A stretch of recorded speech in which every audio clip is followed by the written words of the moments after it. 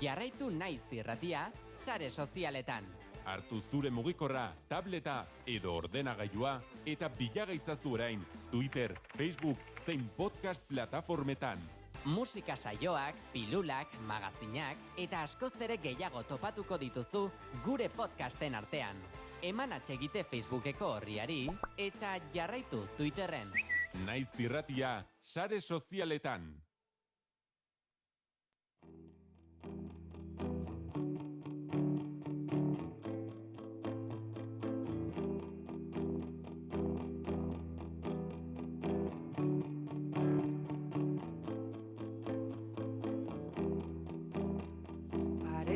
Eseri zaidan neska horrek ez daki berak daraman jertxea erantziniola behin beste bati barrurantz begiratzen du berak leiotik alako kotxe gorri baten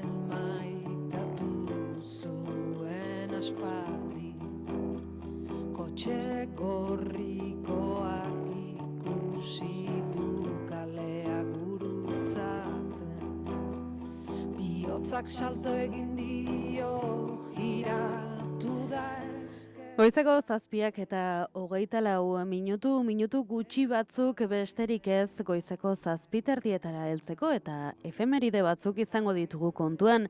Gogoan izango duzue, orain dela 4 urte gaurko egunez Errusiako tropak Ukrainian sartu zirela eta inbasioa abiatu.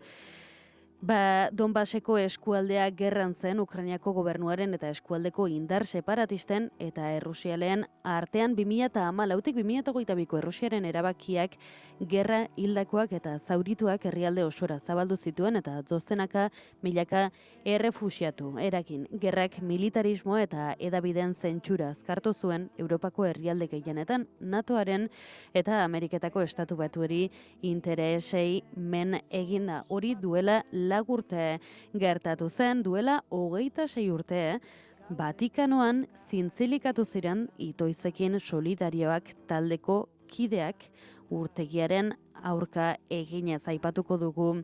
Ere, 1900 gaurko egunez 1900 eta 91 urtean Kuwait eta Irakeko guda abiatu zuten Ameriketako Estatu Batuek, Saddam Husseinen Irakek Kuwait inbaditu ostean.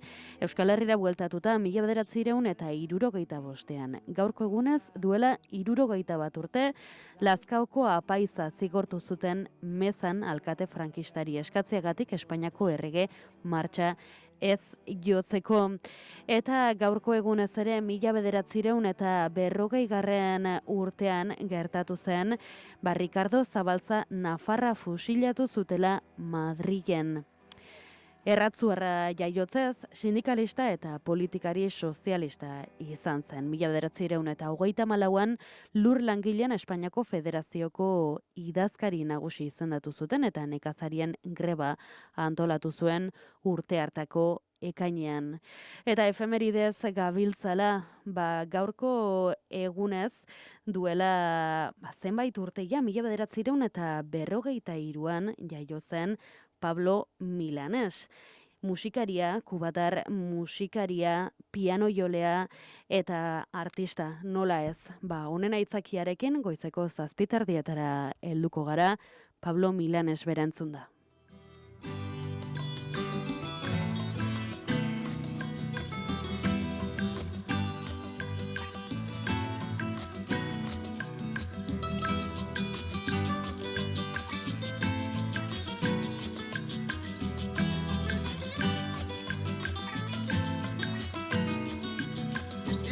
Cero voy para Marcané, llego a Puerto, voy para Mayarí.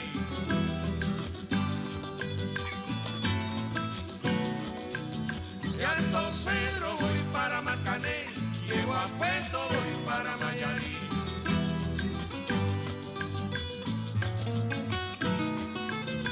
El cariño que te tengo no te lo puedo negar, se me sale la babita, yo no lo puedo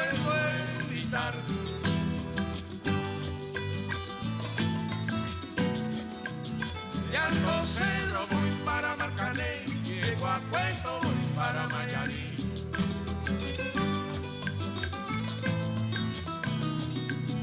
Cuando Juanita y Chachán en el mar cernían arena, como sacudí el jibe, a Chanchan le daba pena.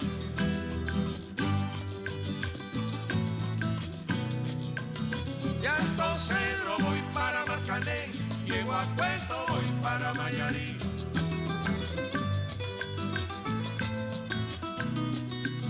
Limpia el camino de paja, que yo me quiero sentar en aquel tronco que veo y así no puedo llegar.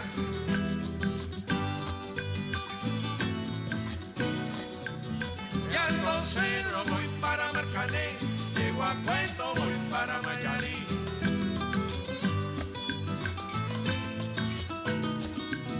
De Alto Cedro voy para Marcané, llego a Cueto, voy para Mayarí.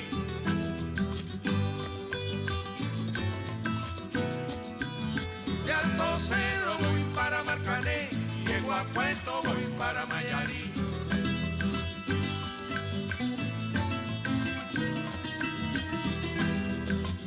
De Alto Cedro voy para Marcané, llego a Cueto, voy para Mayarí.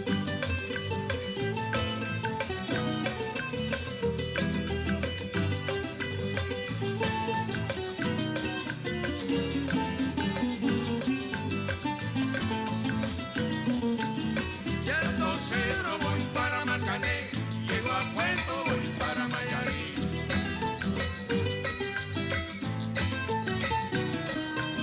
De Alto Cedro voy para Marcané, llego a Cueto, voy para Mayarí.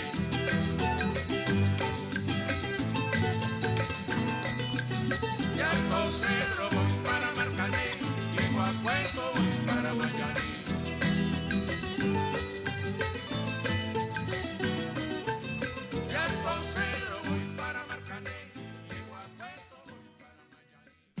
Informazioaren aria, naiz irratia.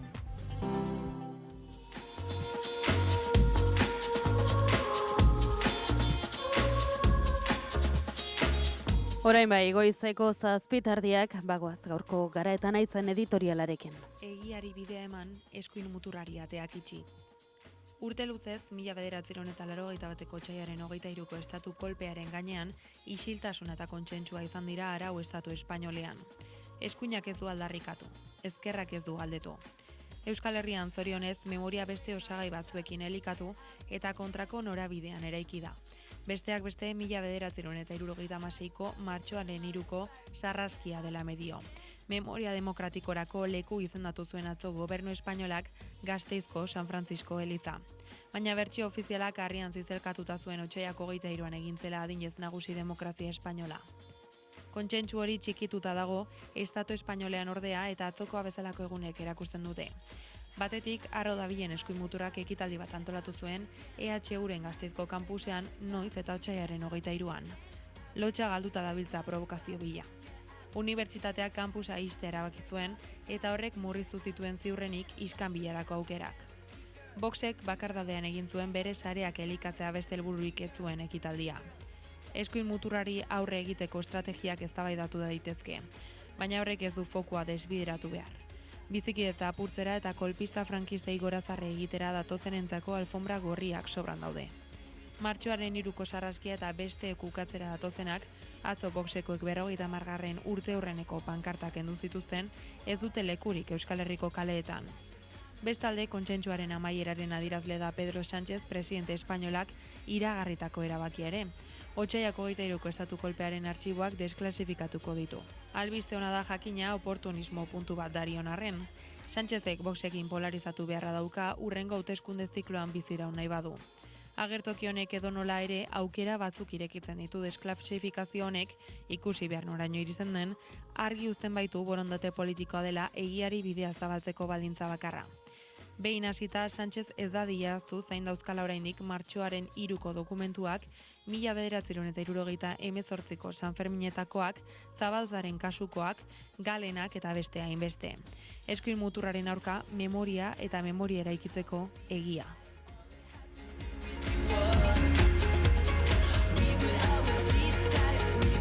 Eta zalei errepasoa egiteko etxetik hasiko gara, egunero bezala gara egunkariarekin. Titular nagusiak hauxe dio, eskuinak gogoko izan ezarren martxoaren 3ko Eliza memoria leku dela jada. Gasteizko San Francisco Eliza, martxoaren 3ko sarraskiaren eszenatoki izan zena, memoria demokratikoaren leku izendatu zuelako Espainiako gobernuak.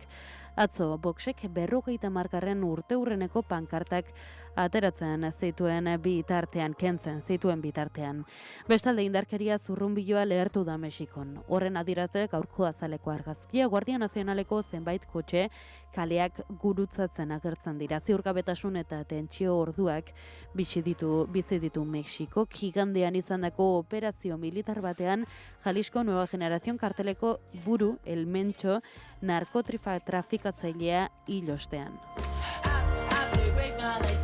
Argazkia da nagusi gaurko berrian. Atzo EHUko Gasteizko kampusean ikasleek burututako protesta da. Voxeko kideek farmaziako fakultatearen aurrean bilduta zeuden bitartean.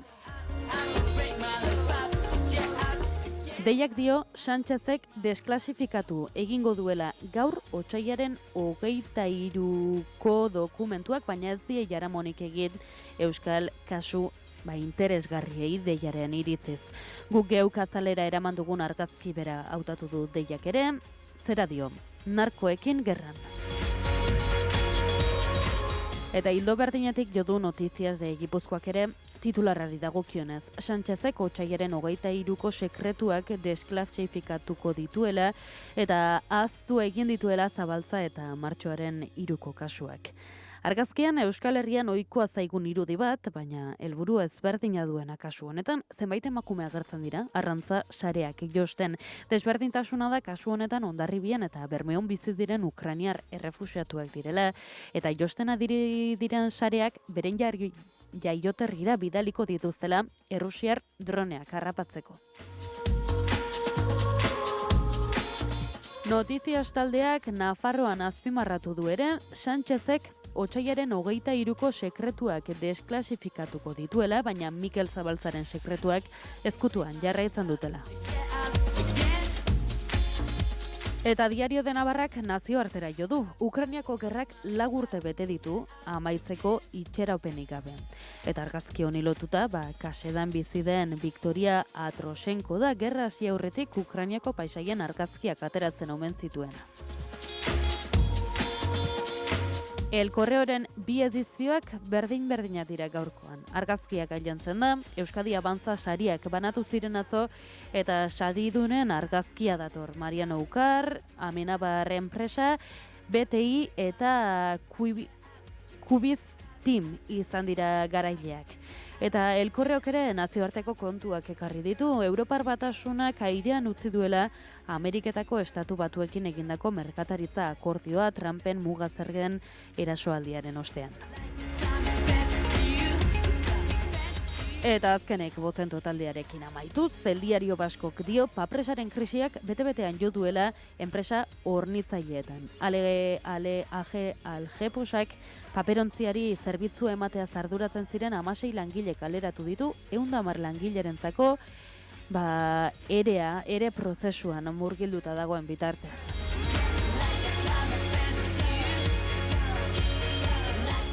Goizeko 7:36 onaino gaurko azalen errepasoa.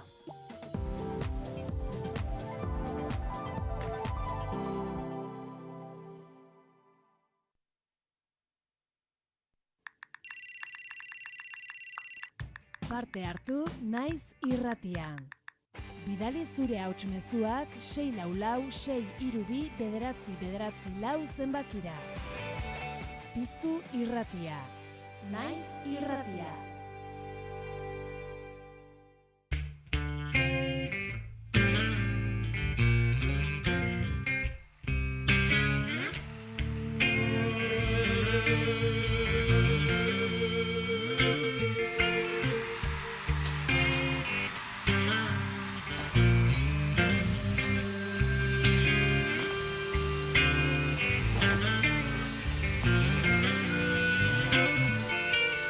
Txintxonari mediko horrek ulertzen ez duen arren, Egun erdia pasatzen dut gauak dira luzen. Nei puta horri itxoiten, gogoak galdu gabe. Nei puta horri itxoiten, nei puta horri itxoiten. Goiz izanen da, edo gutxien ezala dioten. Goiz izanen da, baina nik ordea ez dut uste. Beraron entearen atzean, eriotza dago segiten. Gogoan ditut momentu denak, gogoan ditut egun zorion txuaiek. Goizeko 7 eta 39 minutu jotzear ditugula, normalean ordu honetan izaten dugu Iker Kurrotxaga bere kantu proposamenarekin librantza du asteon, beraz zuzenean Jon Tejeria eta Egoi Belategi egunon. Kaixo egunon dizura. Egunon. Ui? Lander dago horrere? Ez, ni naiz. Ah! Jo, ai ama, konfunditu naiz pilo bat, pentsa du Lander zare. Lasa egon, pozen hau jakiteak bintzat ahotsagatik gazteagoa dirudidala. Bueno, egunon. Sarkada bat bidaltzeko baliatuko. Bai, hori da. Berari ere egunona, opa diogu. Bueno, gaur esango nuke pikezale esnatu garela. Ai. Esan duzu zaloa entzulea galduko ditugula eta egia da arriskoak, Jon, zu ziur zaude zabaldu barduzu meloiaz? Zalantza ditut, baina nola meloia zabaldu, Ponpairezekoek egin duten, hori dut aitzakia eta helduleku. Bueno, jarraituko dugu. Ez dudala nik hautatu, orain proposatuko dizudan gaia, baizik, bueno, nola autopromozio pixiat egiteko ere baliatzen dugun tarte hau, Ponpairezekoi promozioa egiteko nahi nuela baliatu, ordan, bueno, hori da aitzakia. Aitzakia justifikatua dago, gero gaia ez dakit. Apaindu, saiatu apaindu. Bueno, esango dugu, ikusgai daukagula dagoeneko, Ponpairezen asken zaioa eta bertan izpide izan ditugunak izango ditugula guk ere. Bai, hori da, entzungo dugu zatitxo bat, bueno, ez da azkenekoa bakarrik, da badoaz, esango dugu hasteko gaur arratsaldean grabaketa eguna dugula, Naiz Irratiko Estudioan oraindik ere etorri nahi duenak publiko gisa tarterik badago, beraz, 4etan, 5etan eta 7etan izango dira gaurko grabaketak Donostiako gure estudioan, orduan norbaitek azken orduan gerturatu nahi badu, bueno, ongi etorri emango diogu. Hainbat saiotan, bueno, ikusi ditugu Ponpairezekoak, batean da bestean lokatzetan sartzen, eta alako bilduma txiki bat ekarri dut. Zaloa, zuk eman dezakezu entzuteko? Joarrek, esango nuke. Bai. Agian, txoin, emango du nik. Uste dut Joarre ez diot garaiz pasa, eta, bai, berande hili naiz. Nik hemendik esan handizut Joarrek ezin duela gure honetan. Ez, bai, eske azken orduan pasa dut, eta ia ondo entzuten duzen, badoa? Daude, Lazkao? Normala, Lazkao. Zein nahi du Lazkao, ajo? Lekitio badakizu dauna, beste puntan, ez? Eskerrak heldu eta oso polita dela. Imaginatu heldu gara eta... Iritsi eta Eibar. Legorretan eta Zaldibiren artean beti... eta Zaldibitinak behitzen genien, latinkinak bezala. Buena! Zumaia izumarraia esaten genien, en plan, jonki, bai. Bueno, zu Iruñako ez zara. Ez que hori zozua, tío. Etortzen ziren Iruñekoak herrira, Butiloa es una mierda. Butiloa dagoenako Iruña ondoan, baina badirudi herribera. Osa, jaia birenako behiak, orkesta kutreak, tu que han dicho que Butiloa es una mierda. Vamos a pegarles.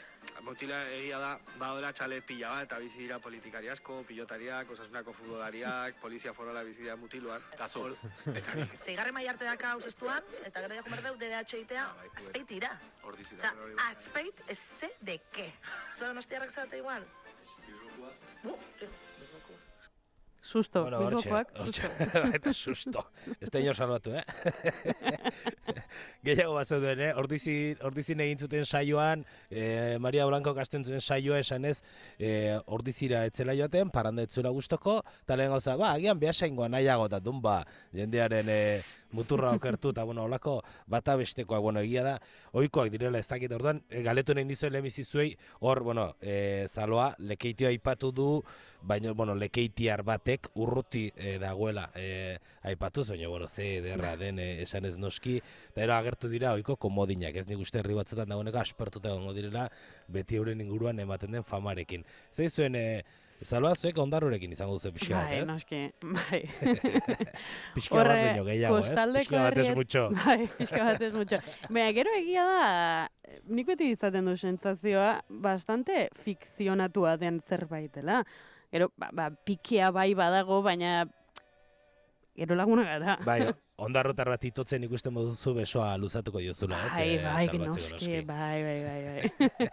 Esango nuke, gure eskualdean gertatzen da fenomeno bat, herri nagusiak edo handienak, biztanleko puruz dira, gara, Lekeitio, Ondarru eta Markina.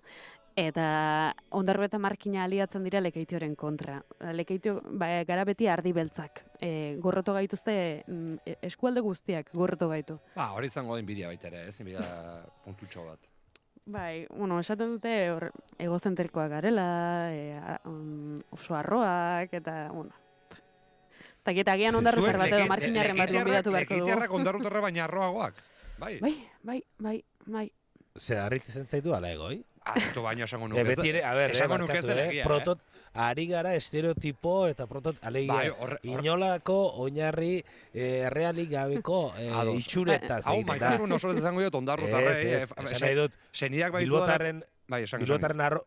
Bilbotarren arrokeria zitze egiten denean ez dugu esan Bilbotar denak arroak direne, baizi, sortu den prototipoa, eta prototipo horretan ez nago aritzen Lekeitioko ekola pixat. Haundi maikeri itxura gehiago izatea. Bai, frantzesatuak garela. Bai, hori Donostiaren tankerako. Nik arroak baino pijoagoak, bai, Zaloa, baina... Eskarinak? Bai, hori da, kasarinak. Bai. Hoi, baina arroak... Arropuzkeritik ikusita eta arropuzkeria nolabait positiboki aztertuta esango nuke Ondarrutarrak zuen oso aurretik daudela Ondarrun dana, dana donena, bai. Nik ez duke esango, ez? Ondarruk xumetasunaren arrotasuna ez du ateratzen. Nola nabaritzen den, Jon, zure dizkizutela kontatu 80. hamarkadako historiak eta aurrekoak, arrantza potente zebilenean eta... Bai. Nik Ondarrun inunen baina angula gehiago ikusitu.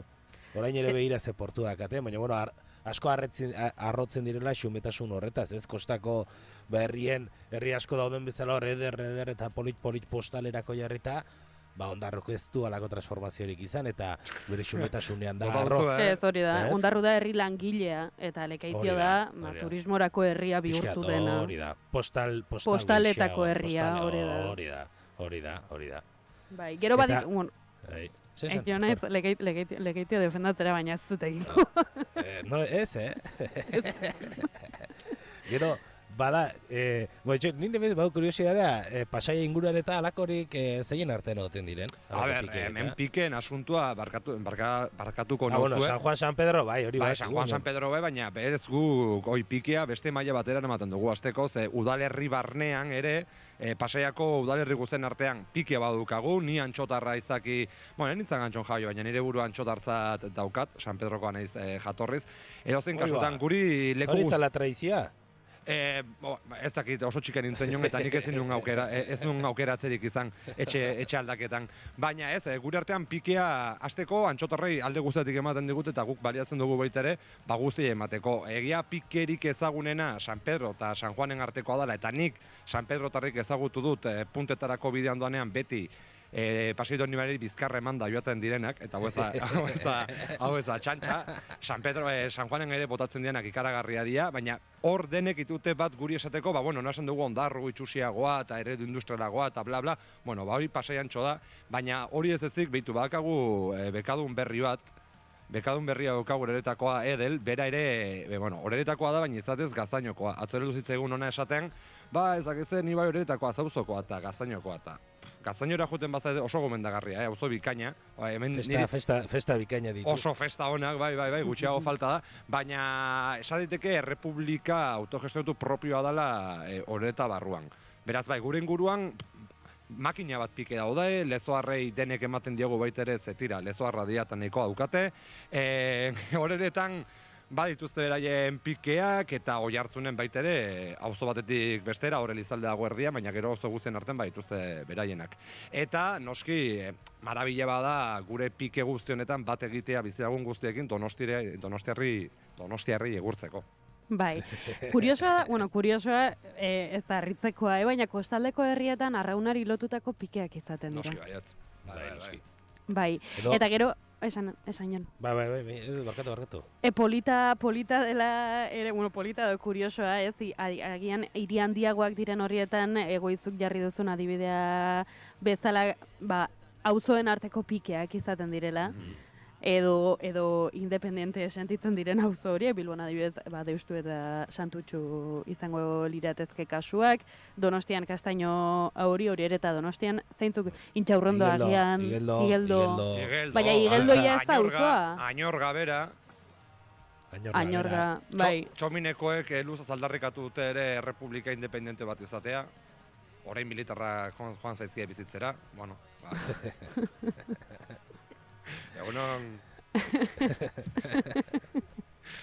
Bueno, esan digute baita, ponberezekoak, ez dakit, mutiloan foralak dauden bezala, Bai, hor ere, ni uste Iruñerrian ere ez, badira auzo batzuk, pixat, ez da estigma, edo, mutiloakoak, mutiloa goiti eta mutiloa beitiko kontak aipatzen zitzuena Antonio Bertakoa da, eta berak ematen zion bere buruari, ez, ematen dion fama hori edo. Ni adiez gure kasuan, guk zarren kasuan, esango nuke askoz ere latzagoak zirela pikeak gazteon kasuan, baina adiez Idiazabalen kasuan segurarekin izan da alako, pike moduko bat esango nuke beti, baina gaur egungo edo, nire belaunalditik aurrera dagoeneko uste dut ez dela horren beste pikia eta gehiago laguntasuna ere badela edo piki horretan, ez dakit, Idiazabaldarrak segurako festetan eta segurarrak Idiazabalgo festetan ia herrian bezala ibiltzen gara eta hor bada oso laguntasun estu bat ia herri bera ez, baina zerbait beraren kide edo sentiarazten gaituena eta piki horrek ere egiten duelako laguntasun bat, naiz eta beti baden adar jotzerako bidea ez, edo besteari fama txarra jartzeko ez, badiez gure herrian, eta hor teknikaria ataundarra dugunez baliatuko dut esateko ataunen eta zegaman egunez ikusi eta gauez eraman esaten zen beti, adibidez. Bai, hor esamoldeak, kantuak, zenbat egongo dira herrian arteko pikez? Baina jonek esan duen gauzat, polita da, eta nik usan ez baita ere, nolabait askotan ere, pike ditugu gure ingurukoekin, baina kanpoan gaudenean eta ikusten dugunean urrunagoko batek, zehoze txarra esaten dula gure bizilagun horren inguruan, askotan bere alde egiten dugu, ez? Piskat... Kontra ere bai, adibidez, gure gazte garaietan, 36an, ez da horren beste joan berri baina, gazte garaietan bagonean guk joera bat, eta badakigu segurarrek ere egiten zutela, eta zen gaueko ordu txikitan lekuren baten pixika bat kontu aldrebestu ezkero, alde egitekoan guk, Idiazabaldarrok alde egiten honen oio eginez, haupa segura! Hartara, fama gera zedin, segurar batzuk aritu zirela hortik kontuak enredatzen. Eta alderantziz ere badakigu, gertatu izan dela, eta bazen hor ustea bomba pozoitsuak, herriren bateko festetan normalean eskualdetik kanpo noskiz, eskualdean ezagutu egiten gintuzten, pixka bat urrutira joan ezkero, edo Lesakako San Ferminetara, edo alako lekuren batera, genuen ohitura bai alde egiterakoan haupa segura oiukatzea gera zedin fama txarra segurarrentzat eta ez guretzat. Ona da, Bai, truko ona da, begira, esan. Biste gauda grazia... Segundu, 30 segundu, Bale, bakarrik. Ondarron azken azitunari lekitxarra deitzen diotela eta algoi barren plaintxiarra. Beste modu bat, ondoko herria gogaitzeko. Begira, ondo badiritzozue izango dugu, izpide hau, urrengo egunean, baina ala bazan gaur ere luze samar dator, eta ipuina entzun behar dugu, eskerrik asko, eta egun ona izan, Jon Tejeria eta Egoi Belategin. Osondo, saloa, Egoi, gero arte. Artxo.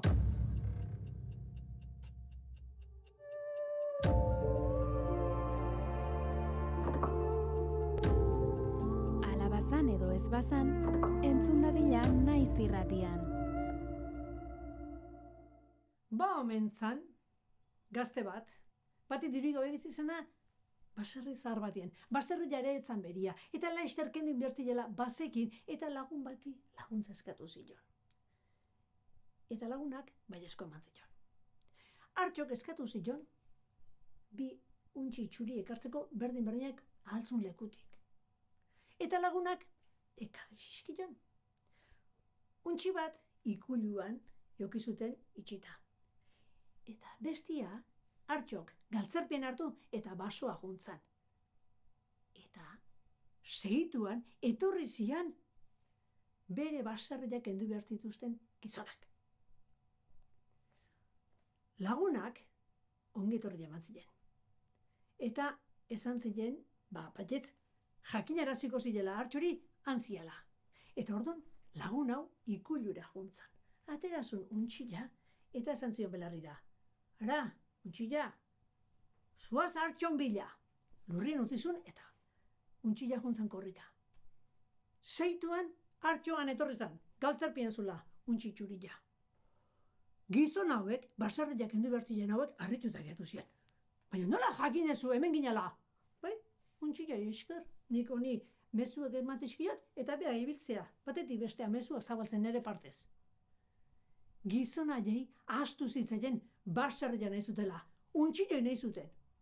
Eta Hartxok esan, untxila hau ez gai, baina ondo patuko dizugu eta, baietz eta ez, azkenian, zakua bete diru eman ziren. Eta gizon hauek juntzian untxilakin etxea. Eta hauek, noski, dirutza zakaten etxean, pilatu zuten poltsatxo batean untxilei lepoti txintxiliga jarri ziren eta esan ziren. Oain, zuaz herrira eta sartu diru guzti hau banketxian. Eta untxilak zintzun, lehiotik salto, eta gontzan ezun lekua. Gizon aberatxa hauek, amorra zizian. Hartxok adarra jodigu haustola gehatuko! Eta berrize Hartxon bila abiatu zian. Hartxok noski, bazekin gizonaiek etorriko ziela, eta bitartean zeintzun bere lagunari berrize laguntza eskatu, txampon batzuk eskatu zizkion. Eta astuari jaten eman zion. Eta astuak danak irentzi zitun. Gero Hartxok astu gainen eseri zan, eta ikusi zunean, bazet ez dola gizon aberatxaiek benetan zurtuta, izatxa altxa zion. Astuai eta oinala jarrizun astuen ipurdin. Eta astua orduntxaz izan asto pastilla egiten. Pla, pla, pla, pla, pla. Eta gero, asto pastillen artean, txamponak agertu zian.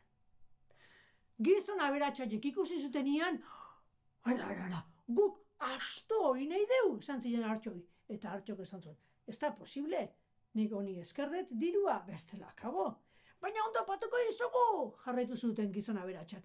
Eta azkenian, tratu hona intzun Hartxok, berze zakua bete diru jasozun.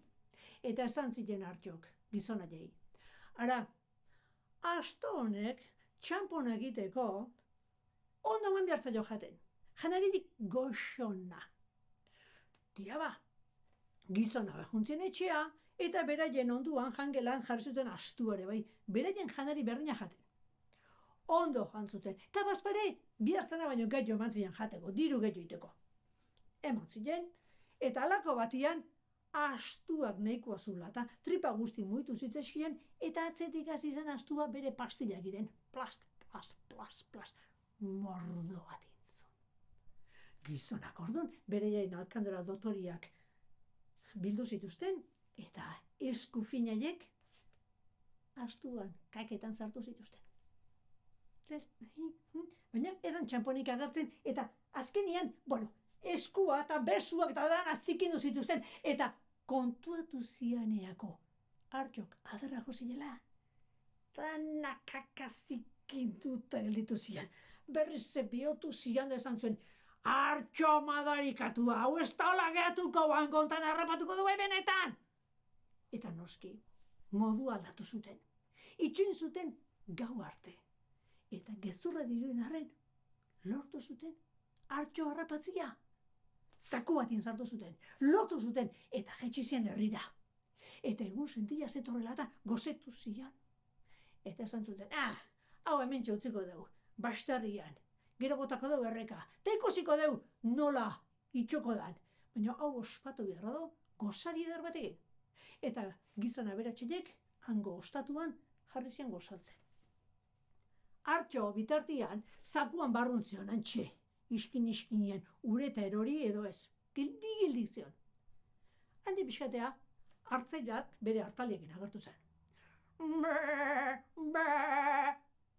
Eta hartzaileak zakuan ikusi eta arraro itzion. Ze arraio do zakua da. Tak, ostiko batin. Eta hartxok barrundikan. Argi, badala norbait. Hartzaile harritu da gatu zen. Ta, zeitezu zaku barruan galdetu zion. Bara, ikustalitzu ostatu handaden bi gizon aberats. Hartzaileak behiratu zuen. Bai, ondo aberatsa gainea. Bara, beraien alabakin eskondu nahi naute, baina nik ez den nahi, nik hartzaile izan nahi dut. Eta orduan hartzaileak izan zuen, nik uste asko eskonduko nintzake aberatsen alabakin, truki ingo aldeu. Eta hartxok, bai, hartzaileak askatu zuen zakua, atea zan hartxo, eta hartzailea bertan sartu zen. Lotu zuen, eta hartxok, ureta bota zuen. Aguntzen zakua. Gizon aberatsak, ostatutik atea zian, eta ikusi zuten, hartxo, ardi pila batekin. Eta galdetu zinen, baina hartxo, zueltza altzinean, zakuan barrun. Bai, eta ara, prost, eroinei zureta eta arazea hartaldia topatuten itxasuan, arraskua. Gizon aile biratu zuten, han urrutieta. Ikusi zuten beste gizon bat, han itxo biharrian. Eta esan zuen, eta gizon hua zinda ba! Beste bat eta uere ardi biltzen ere eta ez dakit ezote dian hobena biltzen nahi. Eta gizon haiek izan zuten, guezkeak geratuko ardinik gabe, eta plasta! Urera sartu zian. Eta gizon hauek ez zuten asko pentsatu, eta ez egiten igari. Eta han, geratu zian betiako. Eta hartxo, hartalde derragin, etxeatu zan. Eta alabazan, eta espazan, sardadilak alabazan. Eta atera dadila, zuen herriko plazan. Gipuzkoako Foru Aldundiaren eta Donostiako udalaren laguntzarekin ekoiztutako saioa. 10 minutu gutxiegi dira disko batek atzatik duen lan guztia azaltzeko. Musikaria, egunero, eguerdiko 12 eta laurdenetan eta gaueko 10etan. Naiz irratia.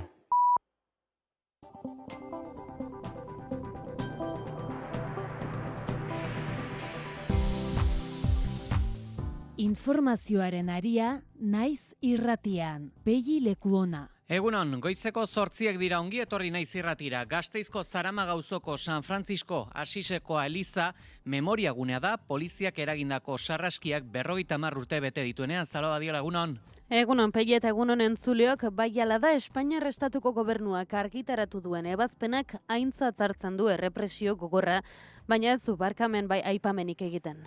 Bain zuzen, martxoaren 3ko pankartak kenduta, heldu dira Voxekoak Gasteiza giro aztoratzeko helburua zuten, baina halako helburua bete gabe joan behar izan dute etxera. Ertzaintzak fakultateetako eremuare gotortu egin du eta Julia Calvet ordezkaritzaren buruak esan du mugimendu antifaxista ilegalizatu egingo dutela. Vamos a declarar a los Antifa organización terrorista. Epaileak fidantzarik gabeko behin-behineko espetxeldia agindu du ostiralean Sarriburenen bere emaztea hil zuen gizonarentzat. Txosten forentxeak dio zauriek muturreko indarkeria erakusten dutela. Indarrandiz egindakoak eta bisastakada hilkarri bihotzera iritsi zirela berehalako eriotza eraginez. Bikotearen 4 seme alabetako batek 9 urtekoak erasoaren unea ikusi omen zuen. Bain zuzen, emakume mundu martxak deituta elkarretaratzeak egin dituzte astelen arratsaldean hiriburuetan eta Sarriburenen hilketa matxista salatzeko. Eta baita esango dugu Emakundek, Arabako, Bizkaiko eta Gipuzkoako Foru Aldundiek eta baita Udelek ere martxoaren 8 begirako aurtengo kanpaina aurkeztu dute. Eman tokia berdintasunari lelopean, azken aldiko erreakzio matxistari aurre egitea dute xede. Bizitzako eremu guztietan berdintasunezko guneak defendatzeko eta zabaltzeko gonbita izan dadin nahi dute. Berdintasuna ez baita lorpen bermatua, zaindu eta babestu beharreko espazioa baizik. Miren Elgarresta Emakundeko zuzendaria. Eta honekin, helarazi nahi dugun mezua da, beharrezkoa dela berdintasunak eta emakumeen eskubideak espazioak irabazten joatea eremu guztietan. Espazioak irabazi, espazioak zabaldu, espazioak babestu. Izan ere, azken urteotan ikusi dugu badagoela berdintasunaren espazioa estutzeko intentzio bat. Nemesio Ruben, Elmentxo, Osegera narkotrafikatzaile bilateunaren eriotzak ziurgabetasuna ekarri du Mexikora droga kartelek egin dezaketen urrengo mugimenduen bueltan. Operazio honek ofizialki Jalisco Nueva Generación kartelaren azkundea mugatzea zuen helburu, baina buruzagirik gabe barne gatazka bat pizteko aukerak kezka sortu du. Erakunde honek komunitate osoak gatibu bezala hartzeko gai dela frogatu baitu. Договоров о дружбе и взаимопомощи с Донецкой Народной Республикой. Eta astearte honetan hilako 24 urte betetzen dira Vladimir Putinek Errusiako armadari Ukraina inbaditzeko operazio berezia agindu ziotnetik. 4 urte igarota eta bi aurkariak oso ahulduak dauden arren kritikoa da egoera Ukrainarentzat eta ez dirudi Europar Batasuna Zelenskiren gobernuari opariak egiteko unetan denik babes politikoa zarago. Eguraldia eta trafikoa naiz irratian. Esango du ere, gizon bat hildela merkantzia tren batek haren furgoneta harrapatu ostean Kuartangoko Aprikano kontzejuko trenbide pasabide batean. Segurtasun sailak eta Adif erakundeak jakinarazi dutenez istripua Pobes eta Zuatzu artean gertatu da. Azaldu dutenez talka baimendu gabeko igarobide batean izan da, naiz eta seinalizatuta egon. Trenbidea azpiegituren kudeatzaileak ikerketa abiatu du ez beharrean gertatutakoa argitzeko eta istripuaren ondorioz eten egin da ohiko zabalera duen Bilbo Miranda de Ebro tren lineako zirkulazioa. Bidaiarien mugikortasuna bermatzeko ordezko garraio plana jarri dute martxan errepidez. Atzo jasotako errez behar honetaz gain, zaloa bada une honetan errepidetan nabarmentzeko konturik? Bai, bidelanak direla eta autopilaketak sortu dira N636 errepidean 27. kilometroan Elurrion Beasaingo norantzan. Eguraldiaren xetasunak Iker Barluzeak. Eguraldi egonkor eta epelarekin jarraituko dugu astearte honetan ere. Goizean jada barnealdeko txokoren baten salbu ez da behelainorik agertuko. Zeruan aldiz, goiodei finak ikusiko ditugu, ugariak izango dira, tarteka zeruari kolore zuriska emango diote, baina hauek ez diote eguzkiari trabarik egingo, eta eguraldi eguzkitsua eta ederra nagusituko da, eta arratsaldearen zatirik handienean ere antzeko joera errepikatuko da, goiodei finak ugariak izango dira, baina eguraldia ederra izango da.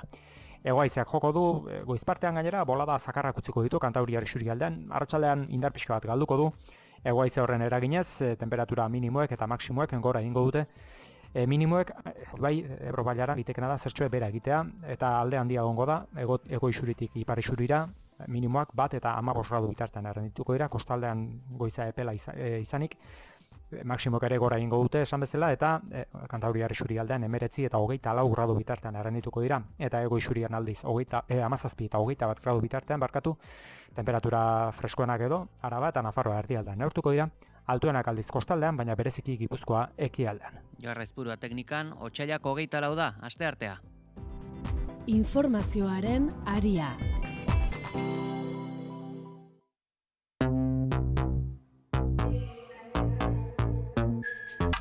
Gasteizko Zaramaga auzoko San Francisco Asiseko eliza memoria gune bihurtu da, poliziak eragindako sarraskiak 50 urte bete dituenean. Espainiar estatuko gobernuak argitaratu duen ebazpenak aintzat hartzen du errepresio gogorra, baina ez du barkamenari buruzko inongo aipamenik egiten.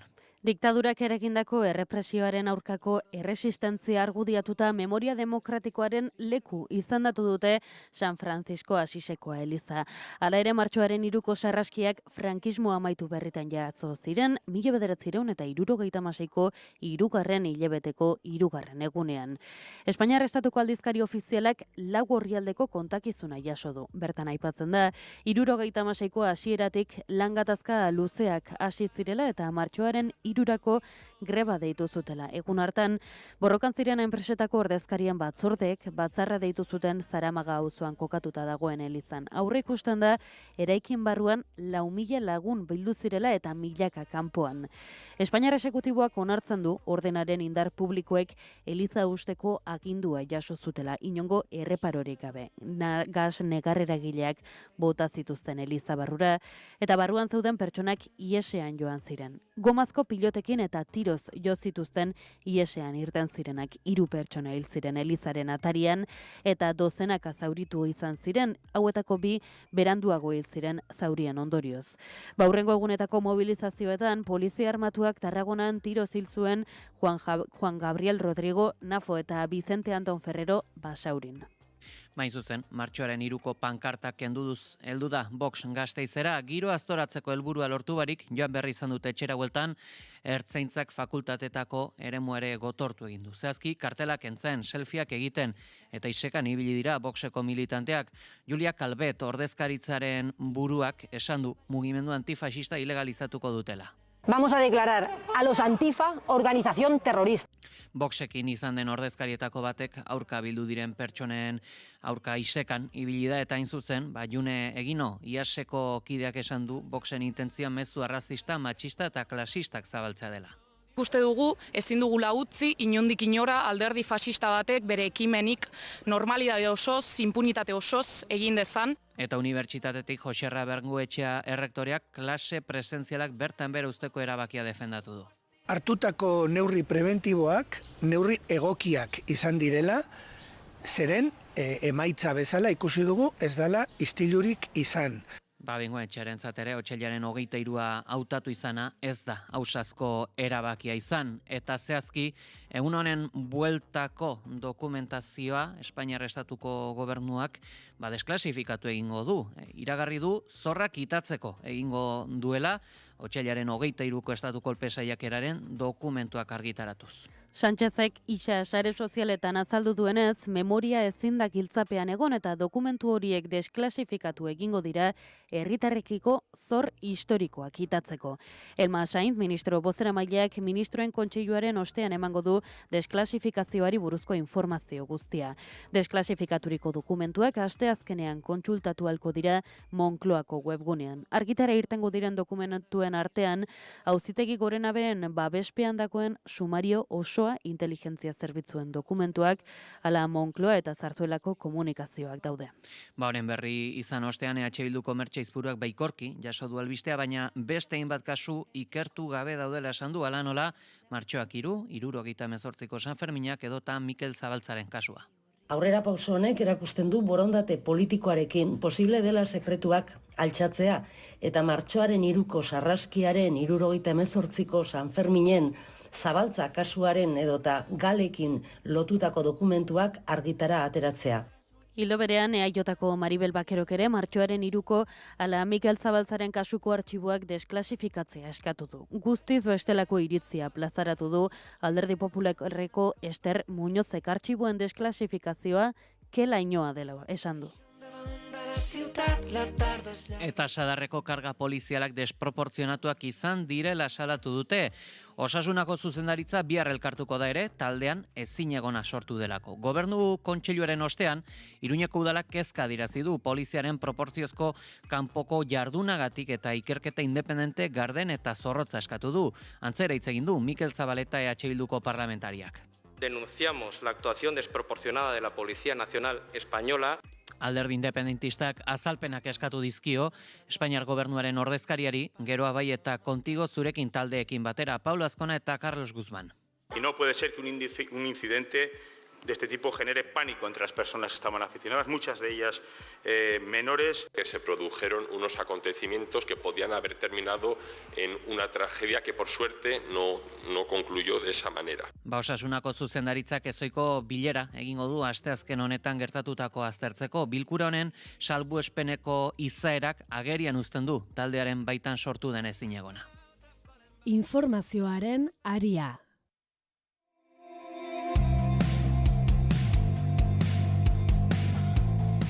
Nemesio Ruben Elmentxo Segera narkotrafikatzaile bilatuenaren heriotzak ziurgabetasuna ekarri du Mexikora droga kartelek egin dezaketen urrengo mugimenduen bueltan. Izan ere, operazionek ofizialki Jalisco Nueva Generación kartelaren hazkundea mugatzea zuen helburu, baina buruzagirik gabe barne gatazka bat pizteko aukerak kezka sortu du, erakunde honek komunitate osoak gatibu bezala hartzeko gai dela frogatu baitu. Egoibelategi, egunon? Egunon, Pei, egunon entzule guztiak, operatiboa Mexikoko armadako indar bereziek koordinatu zuten Estatu Batutako inteligentziaren laguntzarekin eta hildakoen balantzeak droga kartelek oraindik ere baduten boterearen erakusle izan zen. Tapalpa herrian garatutako operazio horretan 60 lagun baino gehiago hil zirelako, gehienak soldaduak eta suziriak helikopteroak zein gurdi blindatuak erabili ziren. Osegera zauritu, atxilotu eta Mexiko irirako bidean hil ostean, 24 orduko anabasa zabaldu da Mexikoko hainbat estatutan. Kasu gehienetan, polizia eta soldaduen aurkako segadak egin dituzte karteleko kideek, baina estatua presionatzeko ohi bezala gune zibilen aurka egin dute ere. Son 1080 personas, tenemos gente desde niños de brazos hasta adultos de la tercera edad, alrededor de 40 a 80 niños son los que hay aquí. Determinaron que no era seguro regresar a sus ciudades y por eso es que solicitaron el apoyo del zoológico para permanecer. Bada, Guadalajarako zoologikoa adibidez, 1000 lagun baino gehiagorentzako babesleku bihurtu behar izan dutela azaldu dio El Pais edabideari bertako zuzendariak. Jalisco ez ezik herrialde osoan zehar kolpatzeko gai izan da Jalisco Nueva Generación kartela, kasu batzuetan bestelako erakunde kriminalen laguntza jaso izan abazertu gabe. Tiroketa eta errepiden blokeoak erregistratu dira Michoacanen, Koliman, Nayariten, Guanajuaton, Aguascalientesen, Tamaulipasen, Pueblan, edota Mexiko DF hiriburuan besteak beste. 24 orduko anabasaren ostean, giroa zertxo bait baretu den arren uneotan kartelaren urrengo mugimendua zein izango ote den da kezka nagusia.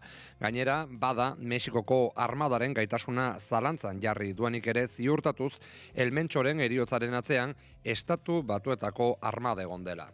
Todas las operaciones se realizan por las fuerzas federales. No hay participación en la operación de fuerzas de Estados Unidos.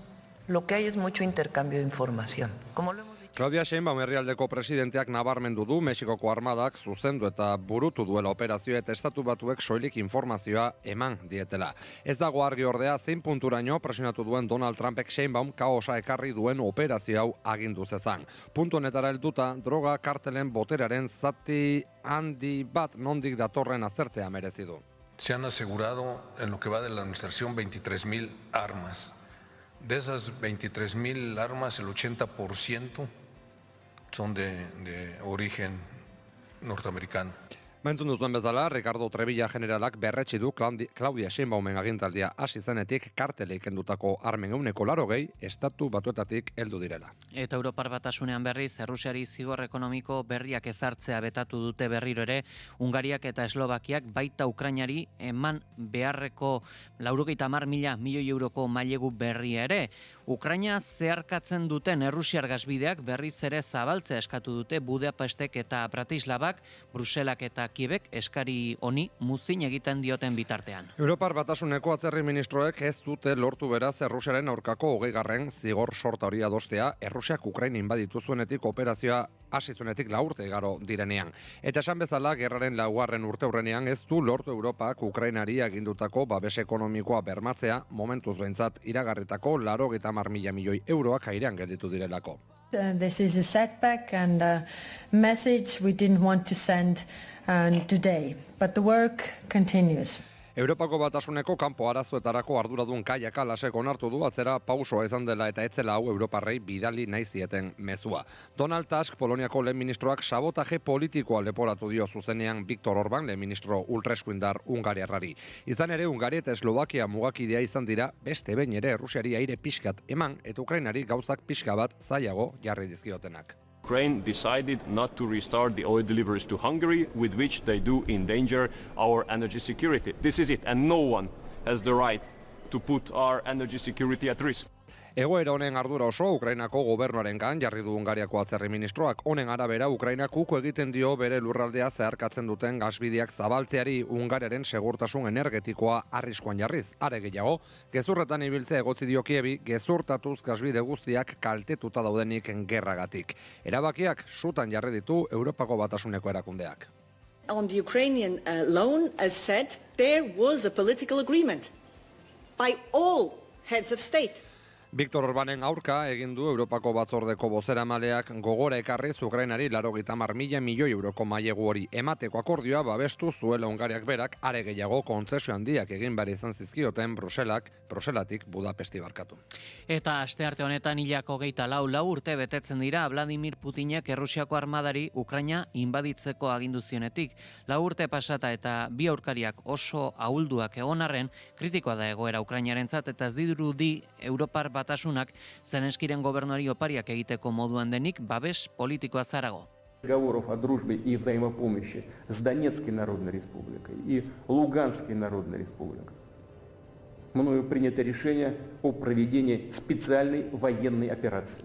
Bi egun aurretik Donetsk eta Luganskeko herri errepubliken independentzia errekonozitu eta hauen laguntza deialdiari erantzunez, Ukrainan operazio militar berezia abiatzeko agindu zuen Vladimir Putin Errusiako presidenteak duela 2 urte. Bombak berehala hasi ziren erortzen Kiev hiriburuan eta beste leku askotan. 4 urte pasata Errusiak ez du Kiev hartu eta Zelenskik boterean jarraitzen du. Donbas ia osoki kontrolatzen du Moskoko ordea eta mantso bada ere aurrera egiten ari da etengabe frontean Ukrainar tropak muturreraino eramanez. Trump administrazioarekin izan duen harreman gatazkatxoaz jakitun, urte hurrengo honetan Europako bazkiden bisita jasoko du Volodymyr Zelenskik, baina badirudi oparia simbolikoa izango dela batez ere Ukraina finantzatzeko eta armez hornitzeko aipatutako 90.000 milioi euroko mailegua blokeatuta baitute Eslovakiak eta Ungariak. Europako batzordearen babesa ezbairik gabea izan den arren, baita estatu kide gehienena ere, Ukrainako gerrak balio izan digu ere Europarroi bloke komunitarioak duen zaurgarritasuna eta konplexutasuna ikusteko eta botere handia pilatu arren zailtasunak dituela beti jarrera bateratu bat adosteko pegi. Eskerrik asko gehi. Gero arte. Goizeko 8 eta 18 gurera itzuliaz esango dugu epaileak fidantzari gabeko behin-behineko espetxealdia agindu du ostiralean Sarrigurenen bere emaztea hil zuen gizonarentzat. Epailearen arabera, eztabaida baten ondoren gizonak tamaina handiko laban batekin gutxienez 34 sastakada eman zizkion 28 urteko emazteari. Ondoren bere ama ere sastakatu zuen, emakumea larri eraman zuten Nafarroako ospitalera eta ebakuntza egin behar izan zioten.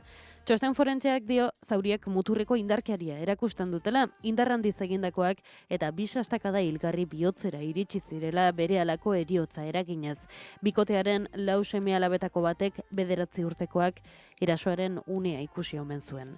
Auzipetuak ez deklaratzeko eskubideari heldu dio epailearen aurrean. Fiskaltzak espetxea eskatu du eta defentsak berriz behin-behineko askatasuna. Epaileak ordea, ihes egiteko arriskua dagoela iritzita eta aurreikusitako zigorrak kontuan hartuta kartzelara bidaltzea erabaki du.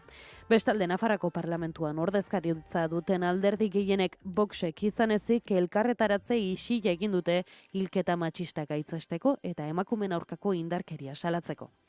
Berriz, emakumen mundu martxak deituta elkarretaratzeak egin dituzte astelen honetan, hiriburuetan eta Sarrigurenen azken hilketa matxista usalatzeko. Mobilizazioetan adierazi dute Sarrigurengo krimena ez dela gertakari isolatua, baizik eta sistema cis-heteropatriarkal kapitalista eta arrazistaren ondorio. Haien esanetan, indarkeria matxista ez da kasualitatea, baizik eta boterea eta kontrola mantentzeko tresna. Gizonei ardura hartzeko deia ere egin diete eta erakundei eskatu diete baliabide errealak jarditzatela emakumen eta haien seme-alaben babeserako diskurtso hutsak alde batera utzita. Autodefentsa feminista aldarrikatu dute indarkeriari aurre egiteko tresna politiko gisa. Euskal Autonomia Erkidegoko Auzitegi Nagusiak berretsi egin du Donostiako masajista bati ezarritako 26 urteko espetxe zigorra, 3 adingaberi sexu eraso egitegatik eta hauetako 2 sexu ziber jasarpena egitegatik. Espetxe zigorraz gain, auzipetuak 17 urteko zaintzapeko askatasuna bete beharko du kartzelatik irten ondoren eta era berean biktimei 40.000 euroko kalte ordaina ordaindu beharko die. Epaia ez da oraindik irmoa eta Espainiako Auzitegi Gorenean errekurritu daiteke. Eta emakundek Arabako, Bizkaiko eta Gipuzkoako foru aldundiek zein eudelek martxoaren 8 begirako aurtengo kanpaina aurkeztu dute. Eman tokia berdintasunari lelopean, azkenaldiko erreakzio matxistari aurre egitea dute xede. Bizitzako eremu guztietan berdintasunezko guneak defendatzeko eta zabaltzeko gonbita izan dadin nahi dute. Berdintasuna ez baita lorpen bermatua zaindu eta babestu beharreko espazioa baizik. Miren Elkarresta, emakundeko zuzendaria. Eta honekin, helarazi nahi dugun mezua da, beharrezkoa dela berdintasunak eta emakumen eskubideak espazioak irabazten joatea eremu guztietan. Espazioak irabazi, espazioak zabaldu, espazioak babestu. Izan ere, azken urteotan ikusi dugu badagoela berdintasunaren espazioa estutzeko intentzio bat. Mundu mailako erreakzioa bada. Gainditutzat jotzen ziren eta berdintasunaren eta justizia sozialaren aurkako oinarrizko eskubideak zalantzan jartzen dituzten diskurtsoen berpiztearen aurrean, Euskal Autonomia Erkidegoko herri erakundeek bizitzako eremu guztietan berdintasunerako espazioak berreskuratzea eta kontserbatzera animatu nahi dute jendartea. Eta diskurtso horiek aurrera doazenean berdintasunak atzera egiten du. Horregatik, diogu, babestu behar ditugula berdintasunaren espazioak eta oraindik gehiago zabaltzen jarraitu. Kanpaina astelen honetan bertan abiatuta eta martxoaren 8 bitartean egongo da martxan, kanpoko euskarrietan, egunkarietan, irratietan, sare sozialetan eta telebistan.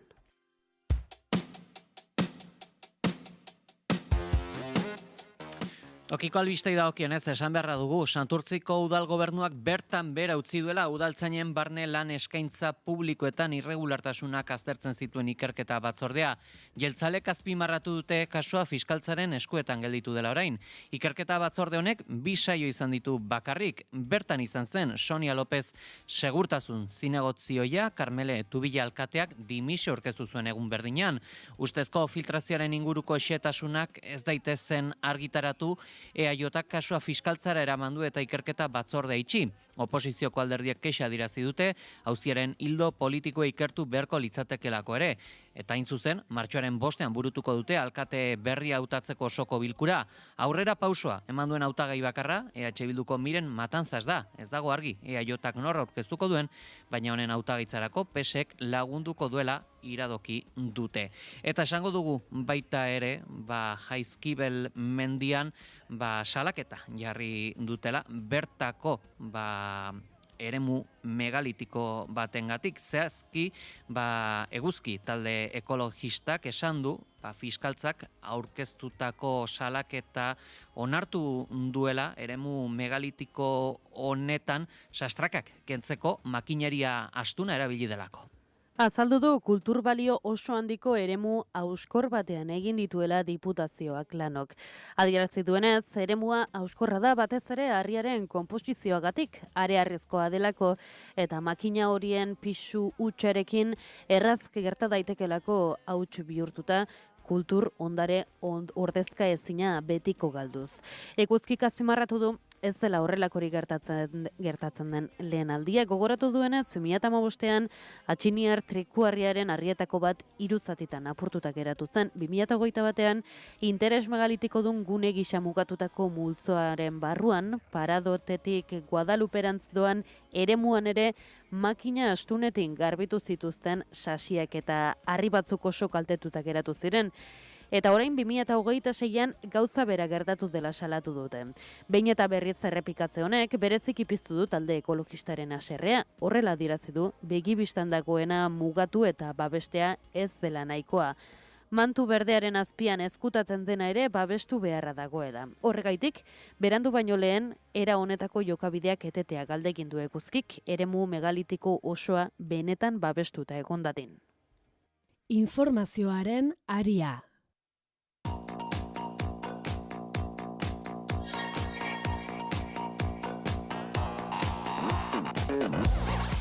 Goizeko 8:25 kontu ekonomikoei dagokienez pertsona bat hilda eta beste bat oso larri zaurituta eraman dute ospitalera, Bergondako Lantaron enpresa piroteknikoan izandako leherketa baten ondorioz. Koldo Salbidea Lantarongo alkateak azaldu du leherketa lanerako erabiltzen den kaseta batean gertatu dela eta ez material piroteknikoa gordetzen den biltegian. Enpresan 4 lagunek egiten dute lan jabeak eta beste 3 langilek. Alkatearen arabera ez dira langile gehiago kaltetu. Zauritu larria helikoptero medikalizatu batean eraman dute Gurutzetako ospitalera, gorputzaren 60% gutxienez erredurak dituela, larrialdi zerbitzuak berehala bertaratu dira tokira. Eta bestalde, aipatuko dugu ere, Tubos Reunidosen ere beste bilkura bat izan dutela enpresako zuzendaritzarekin. Sindikatuei jakinarazi diete, Amurrion eta Trapagaranen aurreikusitako 300 bat kaleratzeak ezinbestekoak direla enpresaren etorkizuna bermatzeko. Iraia Kamra. Astelenean egindako bileraren arabera bideragarritasun plana 3 ardatzetan oinarritzen da. kostuen murrizketa, zorraren berregituraketa eta finantzazio berria lortzea. Enpresaren esanetan kostuak jaistea oinarrizko eta funtsezko puntua da planak aurrera egin dezan. Bilerak iraunduen bitartean langileek elkarretaratzea egin dute Amurrioko lantegiaren aurrean kaleratzen aurka protesta egiteko. Zuzendaritzak azaldu duenez plana onartzea ezinbestekoa da jarduerari eusteko eta datozen asteetan lan hitzarmen berria ixtea beharrezkotzat jo du. Mahai gainean jarritako proposamenen artean daude 60 eta 62 urte arteko langileentzako aurre jubilazioak. Aldi baterako langileentzat urteko 28 eguneko soldataren araberako kalte ordaina eskaini dute, gehienez 12 hilabeteko mugarekin. Borondatez joaten direnek berez, urteko 30 eguneko kalte ordaina izango lukete. Datu ekonomikoi dagokienez, enpresak jakinarazi du 2025ean 71,3 milioi euroko galerak izan dituela eta EBITDAk 22,8 milioi euroko saldo negatiboa izan duela.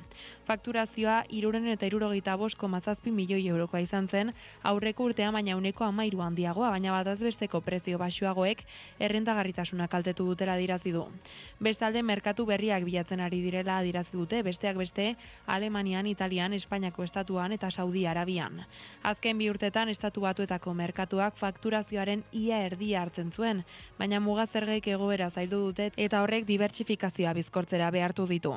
Asteartean Aiaraldea berrindustrializatzeko mailaren bilera izango da. Eta Algepos enpresako 16 langile kaleratu dituzte enpresak papresarekin zuen kontratua bertan bera gelditu delako. Lab sindikatuaren esanetan kaleratze hau ez da gertakari isolatu bat, baizik eta papresak bizi duen egoera larriaren eta zuzendaritzaren kudeaketaren lehen ondorio zuzena baizik. Kudeaketa oso txartzat jo dute eta honek zuzenean eragiten du langileen enpleguan eta bizi baldintzetan. Adirazi dute ez dutela onartuko langileek enpresen erabakien eta kudeaketa txarraren ondorioak ordaintzea, egoera horren aurrean mobilizazioak antolatu dituzte. Eta aipatuko dugu baita ere, teknikariok SK Lab UGT eta Komisiones Obrera sindikatuek EAEko ikuskizunen eta ekitaldien lehen hitzarmen kolektiboaren negoziazio mahaiko kide guztiek, negoziazioak une honetan bizi duen blokeoa salatu dutela. 2 urte igaro dira 2004ko urtarrilean EAEko ikuskizun eta ekitaldien hitzarmena negoziatzeko lehen maila eratu zenetik. Eguneroko oinarrizko eskubideen urraketa eta prekarietateak markatutako sektorea da gurea, eta langileok horren aurka egin nahi izan dugu. Lab sindikatutik Iker Kaiaok azaldu du enpresa askok euren sektorearen antolamendu eta ekoizpen berezitasunak baliatu izan dituztela praktikan langileen estatutuan jada jasota dauden gutxieneko eskubidetako batzuk ere egunerokora iritsi zaitezen. Salatu du lanbide gehienetan segurutzatik jotzen diren oinarrezko eskubideak zapaldu egiten direla honetan, jardueraren aldizkotasuna aitzaki hartuta. Mahai negoziatzaile eratu zenetik, sindikatuok konpromiso sendoa erakutsi dugu sektorea erregulatzeko eta neurriz kanpoko praktikekin amaitzeko. Are, enpresek bizi duten antolaketa errealitate konplexua ulertuta, baita etengabeko elkarrizketa sustatzeko ere. Gaineratu dute patronala gehiago dagoela praxi txarrak eta gaur arte jasandako eskubide urraketak idatziz finkatzeko saiakeran, akordioak lortzeko benetako saiakeran baino. Besteak beste, sektoreko enpresa gehienak barne biltzen dituen euki elkarteak langilei bizitza pertsonala eta familiarra bateragarri egiteko eskubidea ukatu nahi diela praktikan diote. Izan ere ordutegiak, egutegiak eta lantxandak guztiz onartezina deritzoten aurrerapenarekin eman nahi ditu. Zuzenbidearen aurkako jarrera inmobilista gisa definitu duten horren aurrean, salatu dute gaur-gaurkoz ez dagoela negoziazioei berriro heltzeko benetako baldintzarik. Horregaitik mobilizazio faseari ekingo diotela iragarri dute. Laster, grebak, lanuzteak eta bestelako ekintzak iragarriko ditugu, gure eskubideen defentsan eta hitzarmen kolektibo duin baten alde. Ez patronalaren gehiegikerientzako txeke zuri baten alde.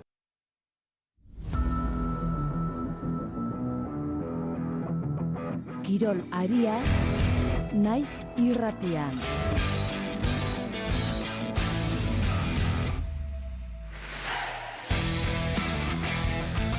Goizeko 8:30 pasata kirol kontuetan murgildu beharra dugu, izan ere berdinketa izan da astelehen honetan Mendizorrotzan Lukas Boyeren 2 golekin puntu bat erreskatatu du Alavesek Gironaren aurka, 2 egin dute.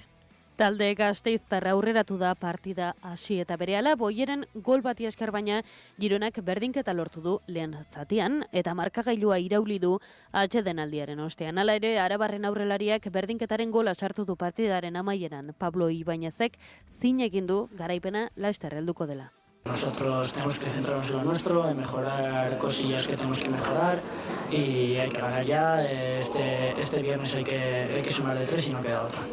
Hala ere izan dute ospatzekoriko Gasteizenen, norgehiago hasi aurretik Kosner Baskoniak merezitako omenaldia jaso du Mendizorrotzan, Saskibaloi taldeak igandean Valentzian 7. Errege Kopa irabazi ostean.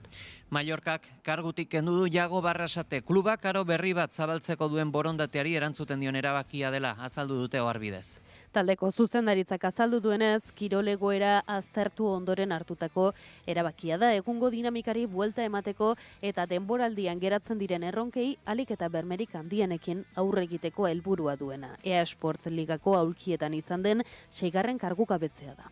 Eta Sanse, Utxetabi gailendu zaio Kadizi, Nuevo Mirandilla estadioan izandako partidan.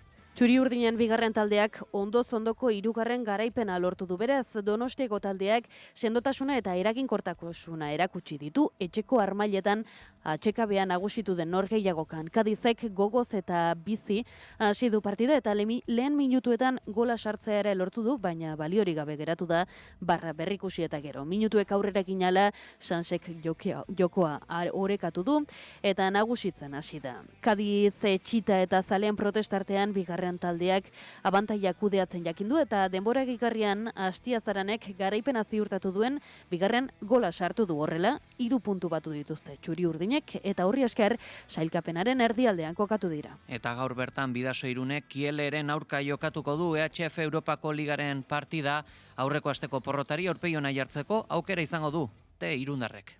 Gorka Nietok partidaren berezitasuna nabarmendu du, taldeak partida mota hauek disfrutatu eta konpetitu nahi dituela azpimarratuz. Bueno, oso berezia da, nire ustez ilusio handia dakagu partido jolasteko. Eskualeko dezen jokalarik pentsatu du txikitan Kielen kontra jolastu nahi duela. Historia izugarria dakan kluba da, eta orduan hemen neukitzea berriz, hartalekura berriz etortzea, eta haien kontra jolasteko aukera izugarria da. Orduan, nire ustez taldenek egiten duena da partido berezi horiek ez bakarrik disfrutatu baina konpetitu nahi ditu. Orduan horretan gaude enfokatuta eta irabazteko pentsamenduarekin jongo geaz. Eta hildo berdinetik aritu da entrenatzailea ere, Alex Mozas. Que para ganarnos tienen que hacer un buen partido, muy buen partido. Ellos lo sabrán, seguro han visto el partido de Flensburg y vendrán preparados. Y si no lo vienen y vienen pensando un poco en el partido de Gummersbach el sábado, pues vamos a ganarles, porque nosotros sí que vamos 100% a esta victoria, a este partido, con como te digo, la confianza muy alta después de ganar en León y como lo hicimos.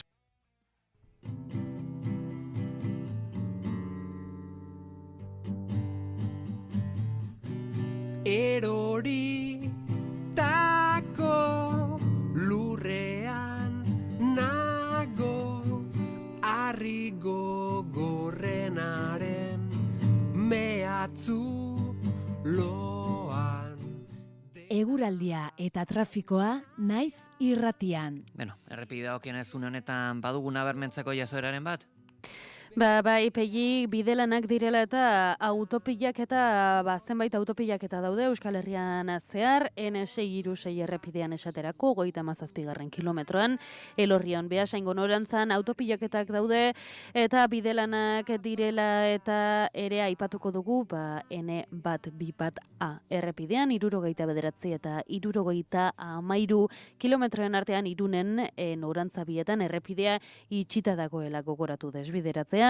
Gei 345 errepidetik. Badibili beraz errepide horietatik igaro berri izanez gero eguraldiari dagokionez esango dugu, astearte goizau freskotik hasi dugula, baino temperaturan aldaketa izango dugu egoizaren ondorioz. Hiriburuetako temperaturei errepasoa eginez, une honetan esango dugu, hegoaldean dauzkagula temperarik freskoenak, 2 gradu besterik ez Gasteizen, 3 gradu Iruñean eta kostaldean, salbu Donibane Garazi eta Maule, temperaturak bestelakoak dira. Une honetan, 13 gradu dauzkagu Donibane Garazin, 12 gradu Bilbon eta 11 gradu Donostia, Maule eta Baionan. Eguraldiaren nondik norako guztiak, Iker Ibarluzeak. Eguraldi egonkor eta epelarekin jarraituko dugu astearte honetan ere. Goizean jada barnealdeko txokoren baten salbu ez da behelainorik agertuko. Zeruan aldiz, goiodei finak ikusiko ditugu, ugariak izango dira, tarteka zeruari kolorez zuriska emango diote, baina hauek ez diote eguzkiari trabarik egingo, eta eguraldi eguzkitsua eta ederra nagusituko da, eta arratsaldearen zatirik handienean ere antzeko joera errepikatuko da, goiodei finak ugariak izango dira, baina eguraldia ederra izango da.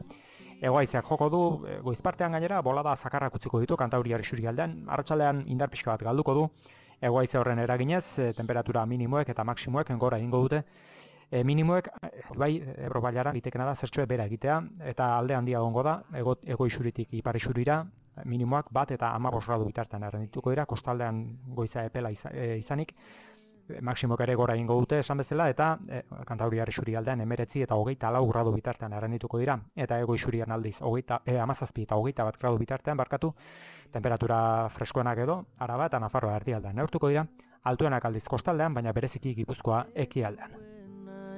Argitu.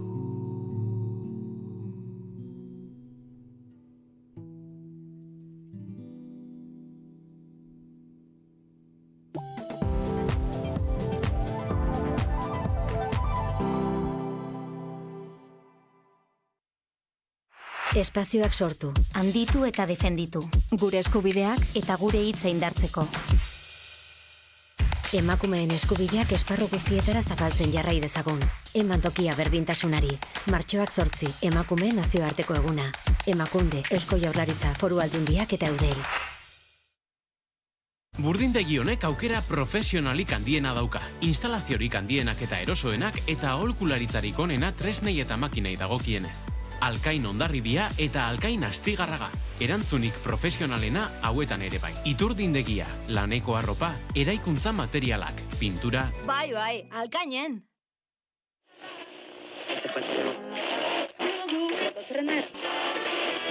Izara konturatzen, iaia, noiz datorren aldaketa, bateria batetik, organiko gotik, elektronikora pasatzen dira. Eguerditan irekitzen dugu musikariako mikrofonoa. Euskal musika eszenaren berritasunak ardatz. Kaixo, Fermin. Opa, kaixo. Aritzartola, Gabon. Kaixo, Gabon. Bide Hernando Muñoz, Inigo Etxarresistiaga. Gabon. Gabon. Gabon. Aurkezpen berezirik ez du behar, baina aurkeztuko dugu Ruper Ordorika. Hemen daukagu gurekin. Gabon, Ruper, zer moduz? Ondo, eskarrik asko. Josuna Arakistain eguerdion. Kaixo, eguerdion. Zer moduz zaude? Osondo? Bai. Egualdi honekin eta kantu berri xateratzen eta... Bai, ez da. Bai, zera ondo. Anari Alberdi Santesteban, Azkoitiarra, eta hemen daukaguna. Kaixo, Anari, zer moduz? Kaixo, ondo. Eta gauero, 10:00 aurrera, musikarien lanei behar duten tartea eskaintzen diegu. Musikaria, egunero, eguerdiko 12 eta 4 eta gaueko 10:00. Naiz irratia.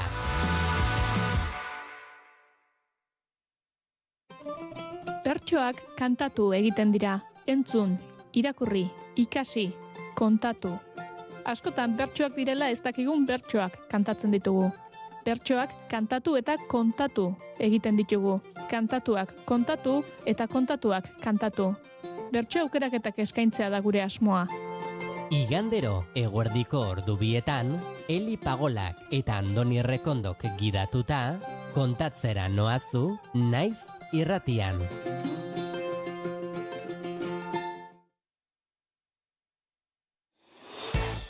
Jarraitu naiz irratia, sare sozialetan.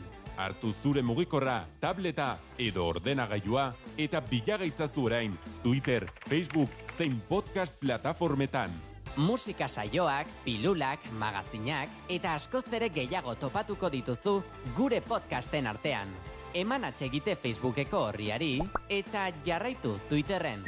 Naiz irratia, sare sozialetan. Informazioaren aria, naiz irratian.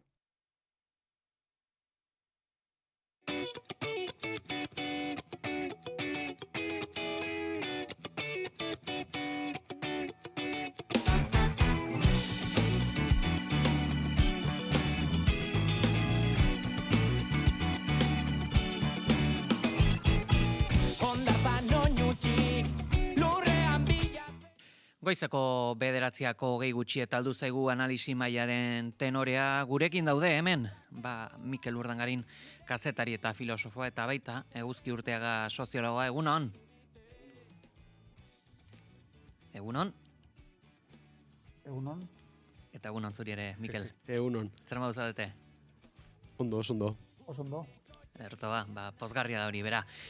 Seguraski, eguraldiaren eragina ere izango duela horrek zerbait zer ikusteko, ez da?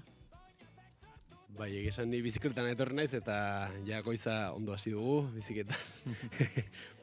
Hondartzaren bueltan egualdi honekin, zoragarri, bai. Eta zu Eguzki?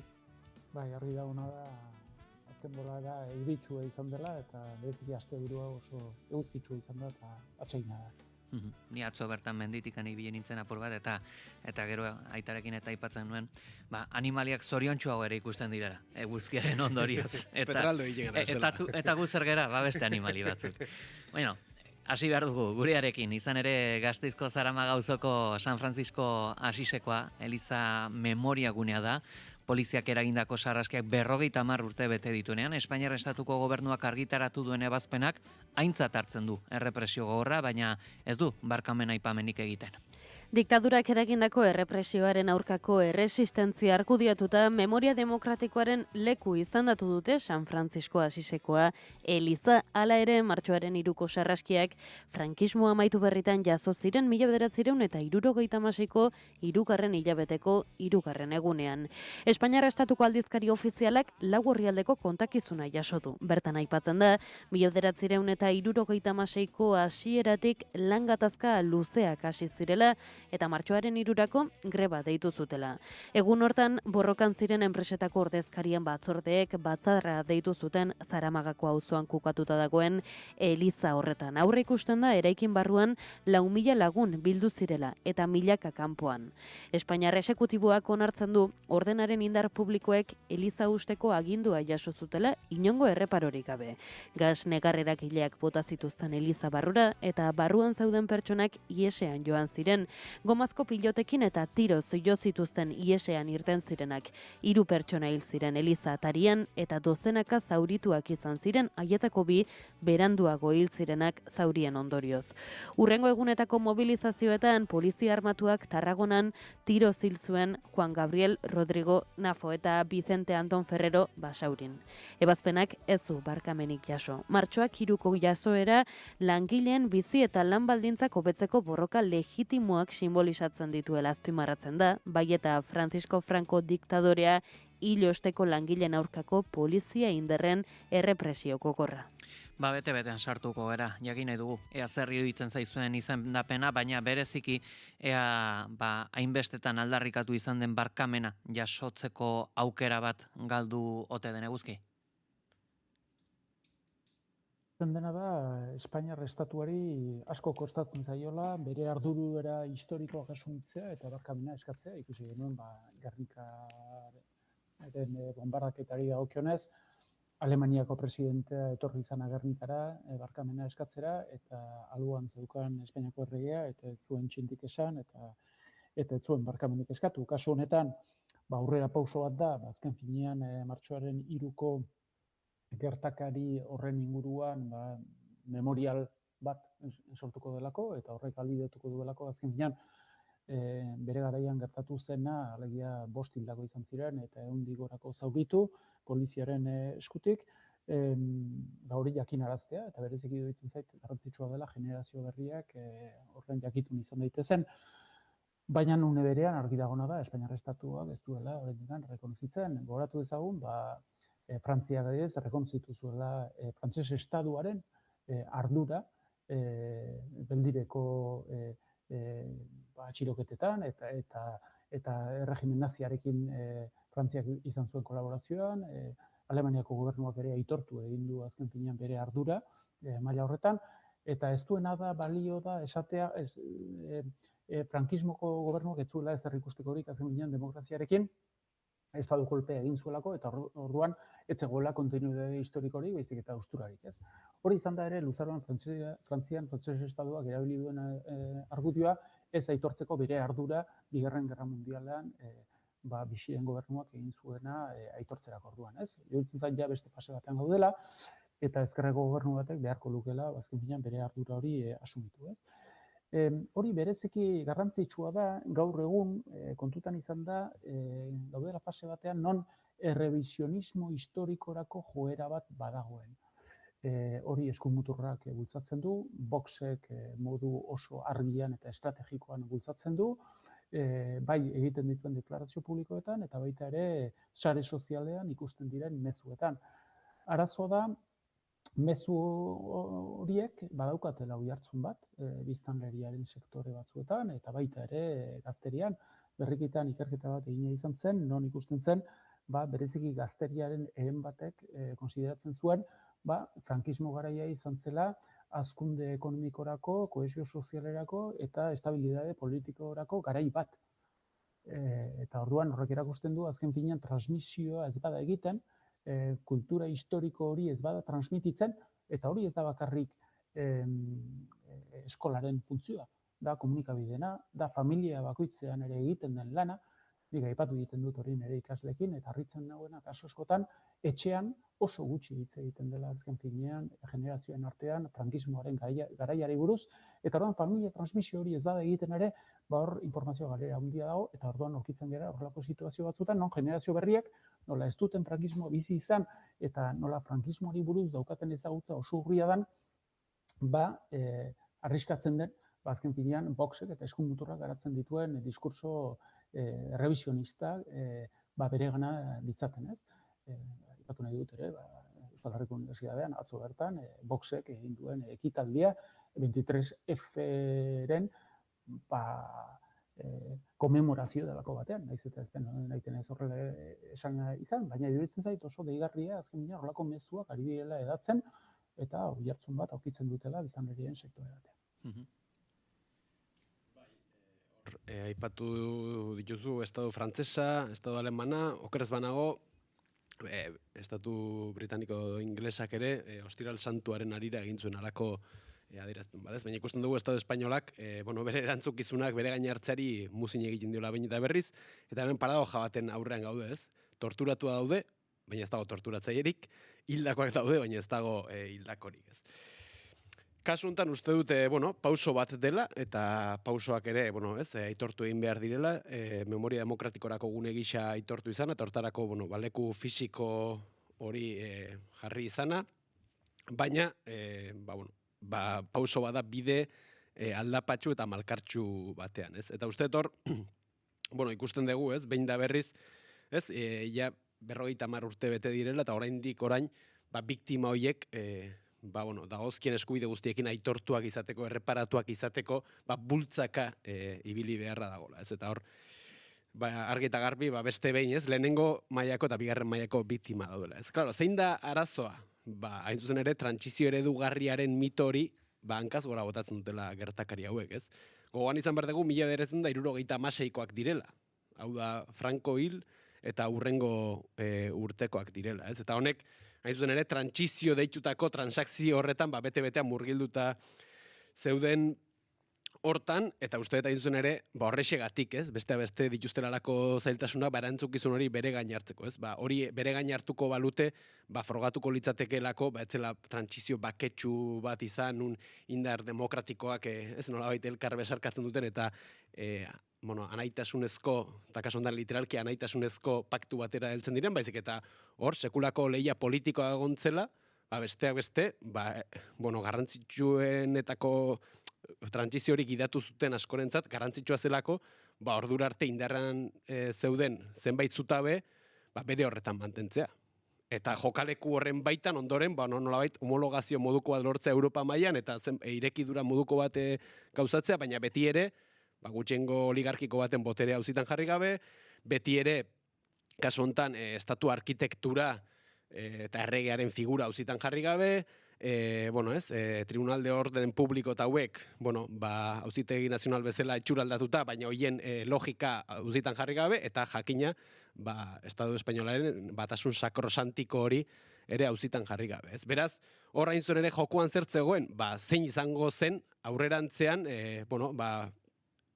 joku politikorako egongo zen jokalekua, ez? Eta uste, hain zuen ere gertakari hauek, edo San Ferminetako gertakaria, eta ingurumari hortan gauzatu zen errepresio hori ere horren baitan zatu behar dela, ez? Jokaleku hori murrizteko eta zedarritzeko alegin bat, trantsizio hori, transakzio bat izan zein, eta oinarrizko zuta horiek hauzitan jarri ezitezen, ez? Eta 23F-a edo otsailaren 23 aipatzen zuen guzkik, eta hain zuen ere esango nuke hori dela, ez? Alegin hortan beste pauso bat, ez? Esan ez, akaso trantsizio horretan ere gehi urrunegi joan da, eta hori ere nolabait goazen argi guztera mugak zeintzu diren, ez? Eta gero etorriko da loapa, eta beste, ez? Beraz, uste testuinguru hortan ulertu behar direla hauek, eta oso garrantzitsua dela, hain zuren memoriarik eta hori egitea, gaur egun esango nukelako, muga hoiekin, muga hoiek topatzen ari dela, besteak beste, Pedro Sánchezen gobernua bera ere.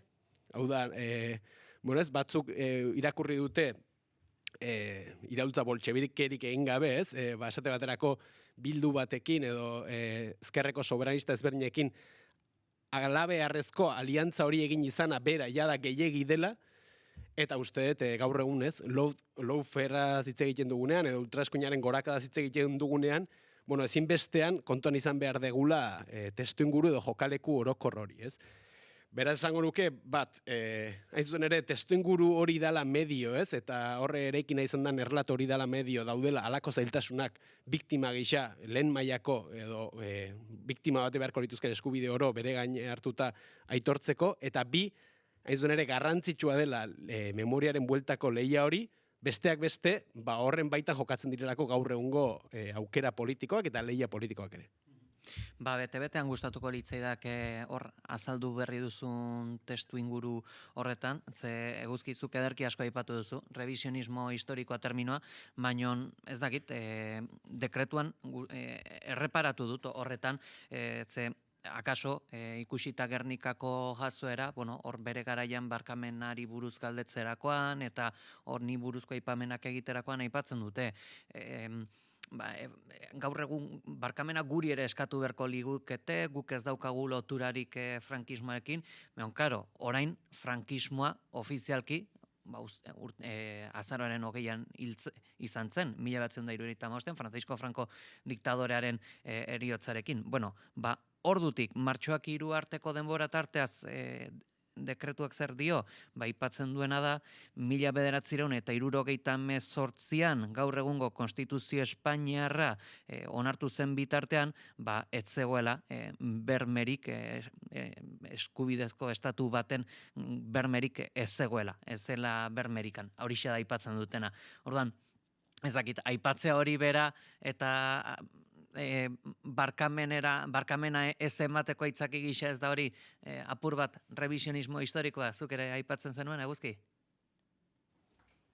Uste dut hor badaude bi elementu klabe. Bata da frankistak irabazi zutela gerra, eta ikusten badugu ze estaduk eta gobernuk barkamena eskatu duten, da, azken finean, gailenduak izan diren erregimenak, ez? Etzen frankismoaren kasua izan.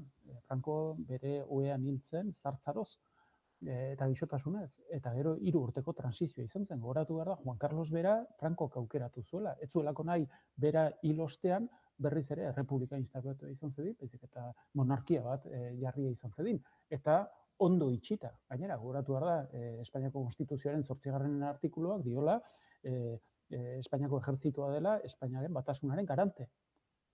Eta horrelako artikuluak ez dira aurkitzen gainontzeko herri demokratikoetan.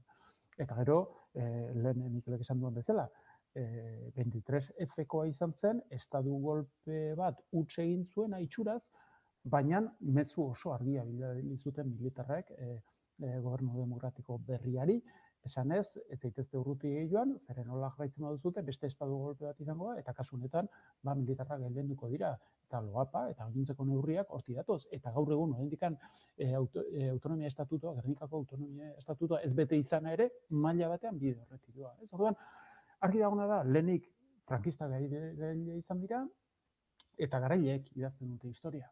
Eta hoiek definitzen dute zer den memoria ofiziala, ez?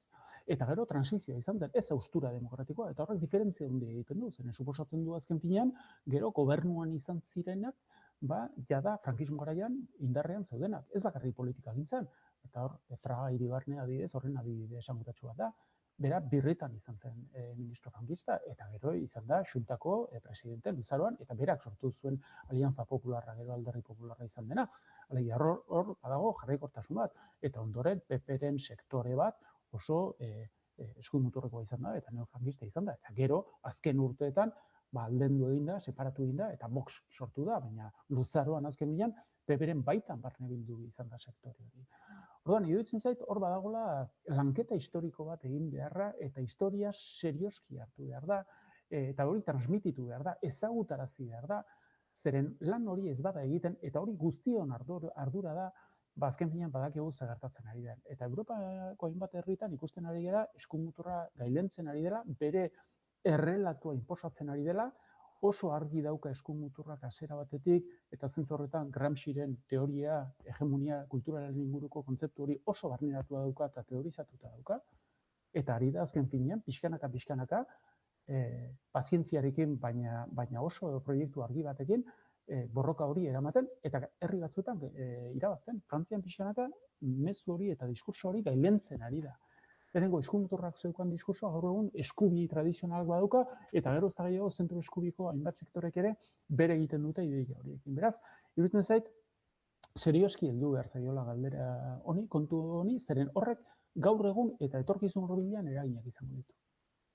Heldu den martxoak 3 begira ikusita, nolako azterketa egin dugun, burura etortzen zaidana da, akaso, hor dekretua sinatu duen estatu idazkariari galdetu behar zaiona dela, ezagutzen ditugu hildakoak zeintzuk diren, hauek dekretuan datoz, baino ez ditugu ezagutzen hiltzaileak nortzuk ziren. Zergaitik ez dago datu hau? Ez dakit, nolako ebaluazioa zenukete galdera honetaz, Mikel? Bai, eta Zabaltzaren kasuan, eta Galen kasuan, eta beste hainbat eta hainbat kasutan. Oraindik orain, gogoan izan behar dugu, sekretuen lege frankistak indarrean jarraitzen duela, ez? Eta beraz, hori ikusten da, ez? Lehen aipatzen genuen hori, ez? Beraik esan dute, ez? Baina 78tik aurrera, ez? Nolabait, hasi zan Estado Espainolaren historia modernoa eta aurreko horrekin ez dugu zer ikusi, baina barkatu, baina alde batetik lehen eguzkik aipatzen zuen, ez?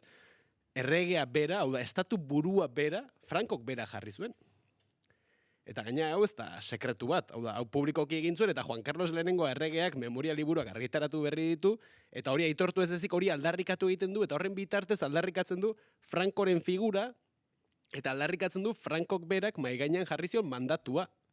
Eta da, Juan Carlos, lehenik eta behin, Espainiaren batasun hori berma zazu, ezta? Beraz, eta hori izan da bere egiteko nagusia eta bere gobernualdiaren funtsa beste hainbat elementurekin batera. Beraz, hor badago argi eta garbi, segida argi bat, eta badago besteak beste sekretuen lege frankista horretan. Hau da, zergatik ez da hori behin betiko desegiten, eta nolabait argitara ateratzen, besteak beste eskubide urraketa ezberdin horiek nondik norakoak azalduko dituzten informazioak. Ez uste hor dagoela. Eta gero beste elementu bat azpimarratu nuke. Uste memoria demokratikorako gune gisa aitortu izana aurrera urrats bat dela, baina gune hori orain edukiz bete behar dela. Elkarte ezberdinek aldarrikatu duten bezala, eta uste hor erronka handia daudela. Orain dela hilabete gutxi okerz banago jakin genuen, Eusko Jaurlaritzak, martxoak 3 elkarteak Gogora elkartearekin badu kolaboraziorako konbenio bat, eta horretarako Eusko Jaurlaritzak aurrekontu bat jartzen zuen. Jakin genuen Eusko Jaurlaritzak aurrekontu hori bertan bera utzi zuela. Beraz, aurrekonturi gabe nekez lortuko dira, edo garatuko dira beharrezko diren ekinbideak, ez? Edo jakin genuen jarraipen batzordea ez dela deitzen eta ez duela behar bezalako dinamikarik, ez? Beraz, iruditzen zait, gune hori ezarri da, eta uste pauso bat dela, baina bi hori orain edukiz bete behar dela, eta horretarako besteak beste behin, instituzio beraiek ere dagozkien ardurak hartu behar dituztela, eta dagozkien baliabideak eta neurriak hartu behar dituztela, bain zuzen ere, lehia hori, indarrez egin dadin, eta lehia hortan, herri ekimenek maigainan jartzen justen aldarrikapen ezberdinek islada izan dezaten, ez? Beraz, uste dut, hor gakoetako bat, hor behintzet badagola. Goizeko 9 heldu dira jada, eta nabarmendu beharra dugu une honetan, Aste honetan deituriko 3 greba egunetako lehenbizikoa dutela gaur bertan Euskal Autonomia Erkidegoko eskola jantokietan langileen lan baldintza duinak defendatzeko LAB, ELA, Comisiones Obreras eta UGT sindikatuek 5.000 langile inguru deitu dituzte grebara. Zala Badiola, egunon? Egunon, Peie eta egunon entzuleok, LAB sindikatuak ohar baten bidez jakinarazi duenez, deialdiak honako hauei erantzuten die. Hitzarmen kolektiboaren blokeoari, enpresak dagoeneko itundutako soldata igoerak aplikatzeari uko egiteari, eta Eusko Jaurlaritzako hezkuntza sailak eskola jantokien egungo araudi aldatzeko duen borondate faltari. Manifestazioa egingo dute gaur, 12etan Bilbon eta Eusko Jaurlaritzaren egoitzaren aurrean amaituko dute. Eta gunaren nondik norakoak ere ezagutzeko hemen dugu. Itxaso Leon, egunon? Egunon, Peie, egunon entzuleok, aste arte honetan besteak beste etxe bizitzaren inguruko aurreikuspenak ditugu. Alde batetik, Nafarroako Parlamentuan Begoña Alfarok tentsio-guneetako alokairuaren prezioen bilakaera azalduko du, bestetik Nafarroako EH Bilduk prentsaurrekoa eskainiko du hain zuzen etxe bizitzaren inguruan, eta gainera Bilboko San Adrian auzoan etxegabetze bat espero da gaur. Inguruan elkartzera deitu du AZET etxe bizitza sindikatuak hori gelditzeko. Beste kontu bat, martxoak 3 elkarteak sarraskiaren 50. urteurrena dela eta egingo dituzten ekimenen berri emango du. Eta beste 50. urteurren bat dugu, Saharako Errepublika Arabiar Demokratikoarena, hori dela eta Saharar estatua eraikitzen deritzon manifestoa aurkeztuko dute Gasteizen bertan, Landatxo gizarte etxean, bestalde elkarte animalistek adierazpenak emango dituzte legebiltzarrean EAJ-PS lege proiektua baloratzeko, Gasteizen ere gerrarik ez lelopean elkarreteratze antimilitarista deitu dute arratsaldeko 7:00 eta aste arte honetan Sakana eta Aizako tokiko entitateek alegazio bateratu aurkeztuko dute Kantauri Mediterranear trenbide saihesbide proiektuaren aurrean Iruña eta Altsasu arteko zatia dela eta Nafarroan ikerketa batzordeak jarraituko du akzionaren inguruan eta ekonomiari dagokionez LAB, ELA, Comisiones Obreras eta UGTek manifestazioa egingo dute Bilbon. Aipatu berri dugun bezala Euskal Autonomia Erkidegoko kudeak eta zuzeneko eskola jantokien greba tarteko. Nazioartean Espainiako Kongresuan ezkutu sozialaren inguruko bozketa espero da, kiroletako aipamenen artean eskubaloiaren bueltako bat bidasoak Kielen aurka jokatuko duela EHF European Ligaren baitan iluntzeko 9:00 laurden gutxitan eta gainera aste arte honetan izango da Baskoniaren garaipenaren osteko ospakizuna ere 7:00 Andre Maria Zuriaren plazan. Kulturan Jon Garmendiaren Uaintxaren negarra poema liburuaren aurkezpena egingo dute Donostiako Elkarren eta amaitzeko Bilboko Alondegian Gutun Zuria jaialdia inauguratuko dute. Valeri Miles idazleak eta Gerediaga elkarteak Gutun Zuria saria jasoko dute. Bauzi hauekin edituko era. Eskerrik asko Itxaso. Gero arte Peie. Eguraldia eta trafikoa naiz irratian. Errepidetan une honetan badugu nabarmentzeko jazueraren bat? Bai, kontuan izan entzuleok bidelanak daudela N121A errepidean 69 eta 73 kilometroen artean Irunen norantza bietan. Horren ondorioz errepidea itxita dago eta desbideratzea G3455 errepidetik. Eguraldiaren nondik norakoak ere ezagutuko ditugu, Iker Ibarzluzea. Eguraldi egonkor eta epelarekin jarraituko dugu aste arte honetan ere. Goizean jada barnealdeko txokoren baten salbu ez da behelainorik agertuko. Zeruan aldiz goiodei finak ikusiko ditugu, ugariak izango dira, tarteka zeruari kolore zuriska emango diote, baina hauek ez diote eguzkiari trabarik egingo eta eguraldi eguzkitsua eta ederra nagusituko da. Eta arratsaldearen zatirik handienean ere antzeko joera errepikatuko da, goiodei finak ugariak izango dira, baina eguraldia ederra izango da. Hegohaizeak joko du, goizpartean gainera bolada zakarrak utziko ditu Kantauriar isurialdean, arratsaldean indar pixka bat galduko du. Hegohaize horren eraginez, temperatura minimoek eta maksimoek gora egingo dute. Minimoek, bai, Ebro bailara litekena da zertxoe bera egitea, eta alde handia egongo da, ego isuritik ipar isurira, minimoak 1 eta 15 gradu bitartean errendituko dira, kostaldean goiza epela izanik, maksimoek ere gora egingo dute esan bezala, eta Kantauriar isurialdean 19 eta 24 gradu bitartean errendituko dira, eta ego isurian aldiz 17 eta 21 gradu bitartean barkatu, temperatura freskoenak edo, Araba eta Nafarroa erdialdean neurtuko dira, altuenak aldiz kostaldean, baina bereziki Gipuzkoa ekialdean. Informazioaren aria.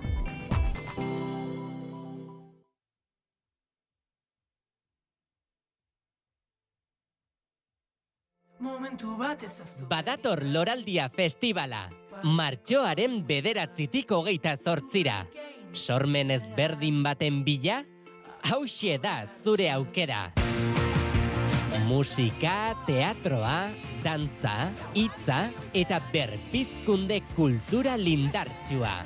Erosi sarrerak loraldiafestivala.eusen eta bizitu Baga Biga Iga Maurizia. Zure lekua hemen duzu. Loraldia Festivala, Euskal Kulturaren loraldia.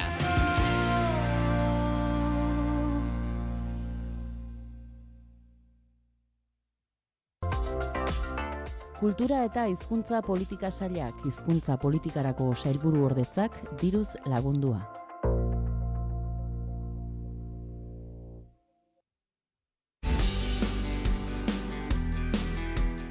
Zazpi dira bekatu kapitalak. 7 Euskal Lurraldeak. 7 bigarren kafearen aurkezleak. 7 munduko mirariak, gure txakrak edota asteko egunak. Askorako ematen du 7ak. Horregatik, gu indartsu gatoz gure 7. denboraldiaz gozatzera. 10:00 12:00 hartu kafea gurekin. Asteleenetik ostiralera naiz irratian bigarren kafea.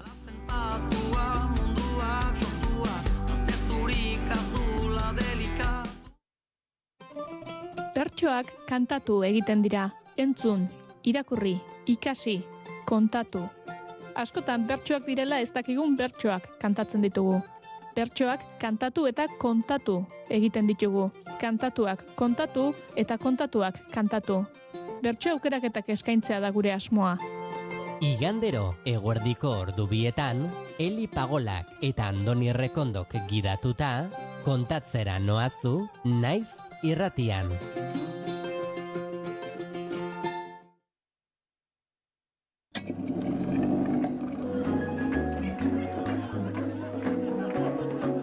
Historiak idatzitako gertakari eta mugimendu sozialetan musikak izandako paperaz ariko gara. Gramofonoan historia duten kantuak. Larunbatetan, arratsaldeko 3:00, naiz irratian.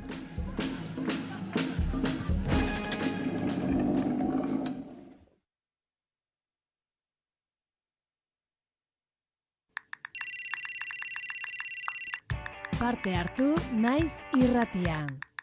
Bidali zure hauts mezuak 644-632-944 zenbakira. Piztu irratia. Naiz irratia. Informazioaren aria, naiz irratian.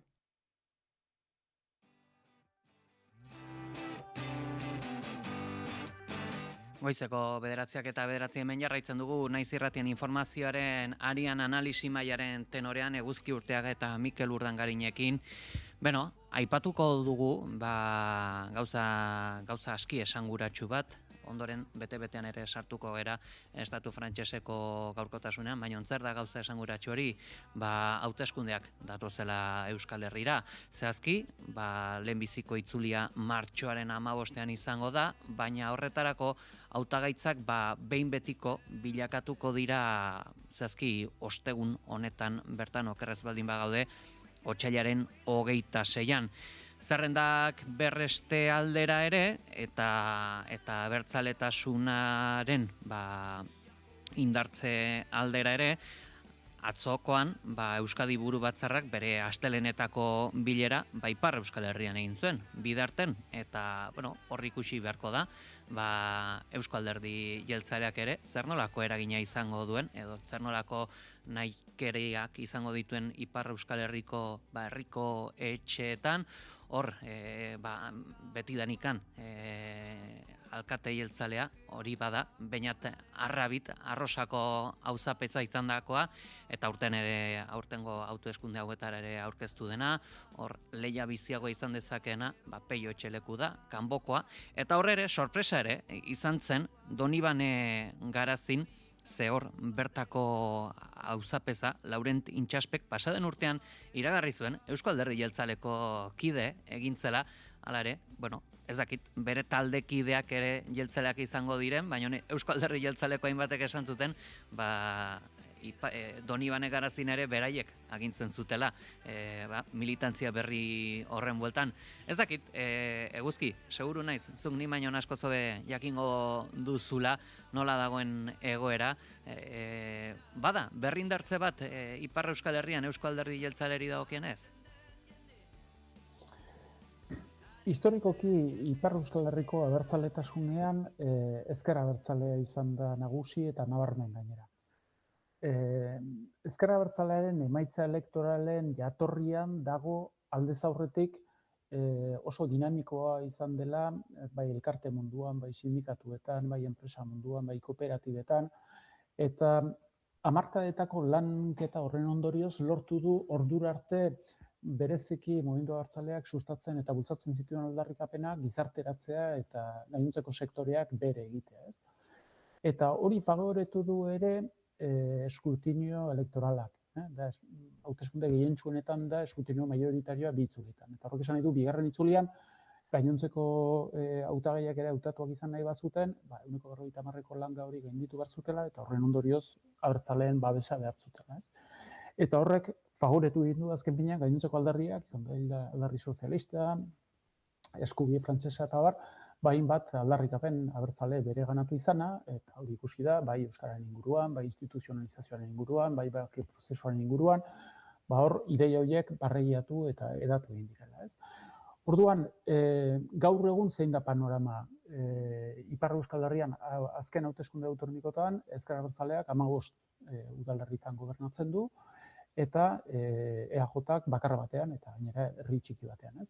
Orduan, EAJaren estrategia ez da bat berdina izan, berak daukan implantazio elektoral askoz ere txikiagoa da, askoz ere urriagoa da, militante kopurua ere mugatua da, eta bere apostua hasiera batetik ez da izan eguneroko lanketa hori egitea, eta herrietan sustraitzea, eta pixkanaka azken finean bere base elektorala handitzea, baizik eta bere helburua izan da epe motzean hautetsiak lortzea.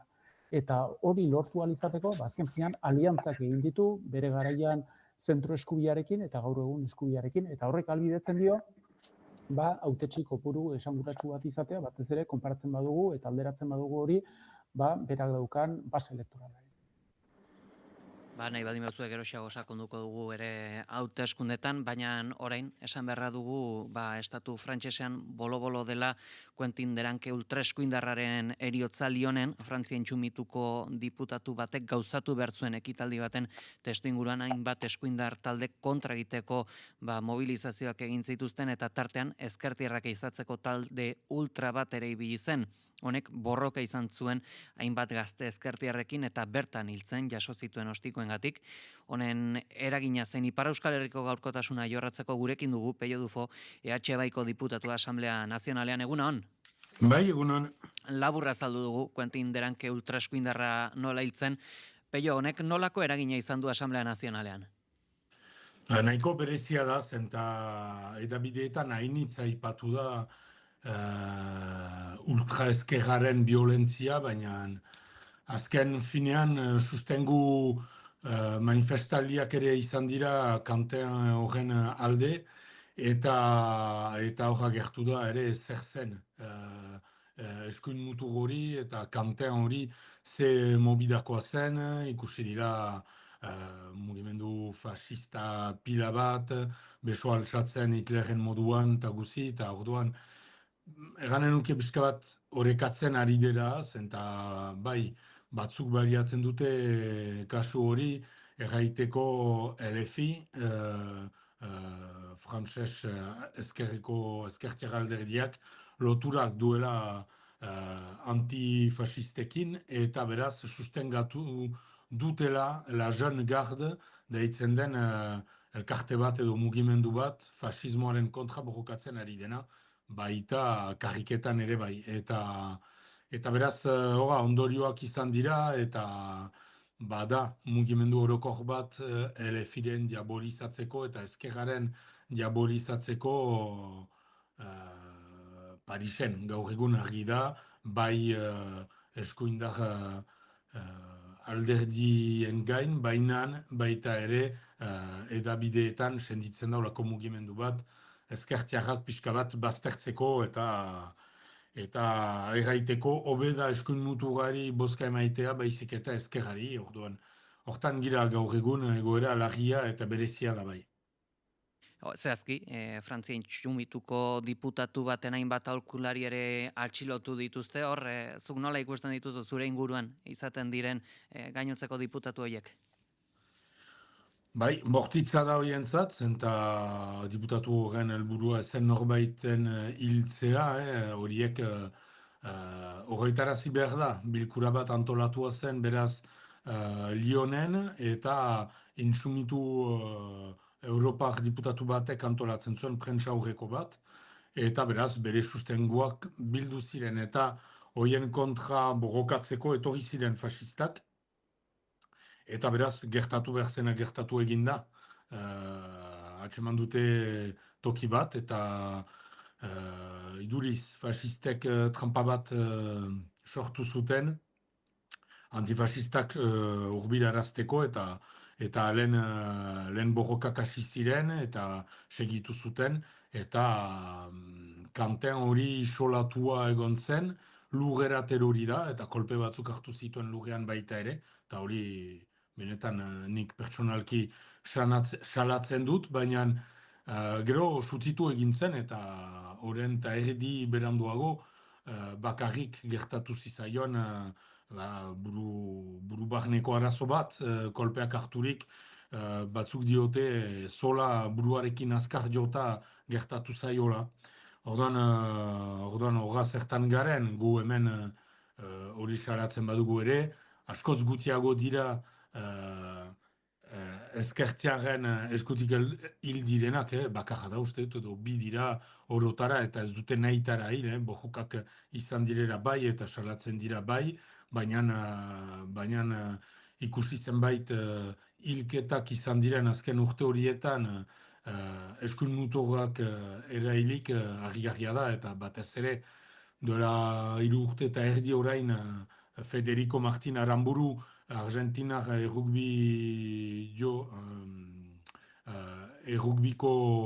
Argentinako errugbiko jokaria eskuin muturrak erail zuen tirokatuz Pariseko karriketan gau batez, eta eskuin muturrekoak ziren 2 militanteak, bakoitza bazuen bere arma bere gain, eta hori inork ez zuen salatu garaian. Eta ez da Asamblada Nazionalean noiz bagenekien nor zen, eta epaiketa etorriko bada ere, Federico hilda, eta ez da berritzitzuliko orduan.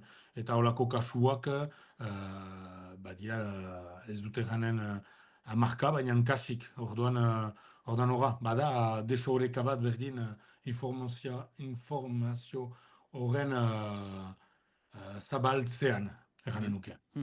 Horre, aipatu duzu, edabidetako mugimendu hori, eta ikusita zeunetan dagoen politika gintza orain, herriko etxetako bozak, edo tabaitare horre noiz behinka bolo-bolo aipamenak egiten dira, hurrengo hauteskunde presidenzialetako hautagaiei buruz, ez dakit, izango da jazuera hau puntu esanguratsu bat non ultraeskuinak bere eragina handituko duen?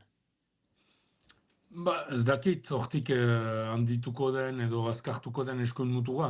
Nik badakidana da, eskuin mutura ez dela sekulan hain azkar izan Emmanuel Macron poderean denetik, baino. Eta gero eta azkarrago izaiten da, eta ez da militante bat eraila izan delako. Ikusten da Europa hauteskunde horietan dola orain urte eta erdi pasa, ze emaitza lortu zen eskuin muturrak eta ezen olakorik gertatu. Ez dut pentsatzenik azkartuko duenik eskuin muturra, gehiago Emmanuel Macronen politika ekonomikoak du indartzen eskuin muturra, zenta jendarteak zinez aserandi bat badu politikarekin eta adierazteko asere hori eskuin muturrera bozkatzen du, ez dira denak fasistak, eta uste dute eskuin muturrarentzat bozkatzerakoan gauzak aldatuko direla, eta guk badakigu ekonomikoki programa berbera dutela, eta haien helburua dela zatiketa, eta ez bat ere jende sumeen laguntzea, guri da ezkerrean segitzea lan egiten eta erakustea badera beste aukera bat. Eta hor, berriki ere, ikusi izan dugu, Max Brisson senataria kexu dela, esan du, eskuina nazionalista denen eskuin muturtzat hartu ohi dela, baina ez dela hori egiten ezkerrarekin. Zer esango zenuke adierazpen hauetaz? Hauteskunde testu inguruan daude, ala izan daiteke polarizazio baten emaitza bat? Bai, eskuin hauteskunde garai hontan gira eta beldurra dute.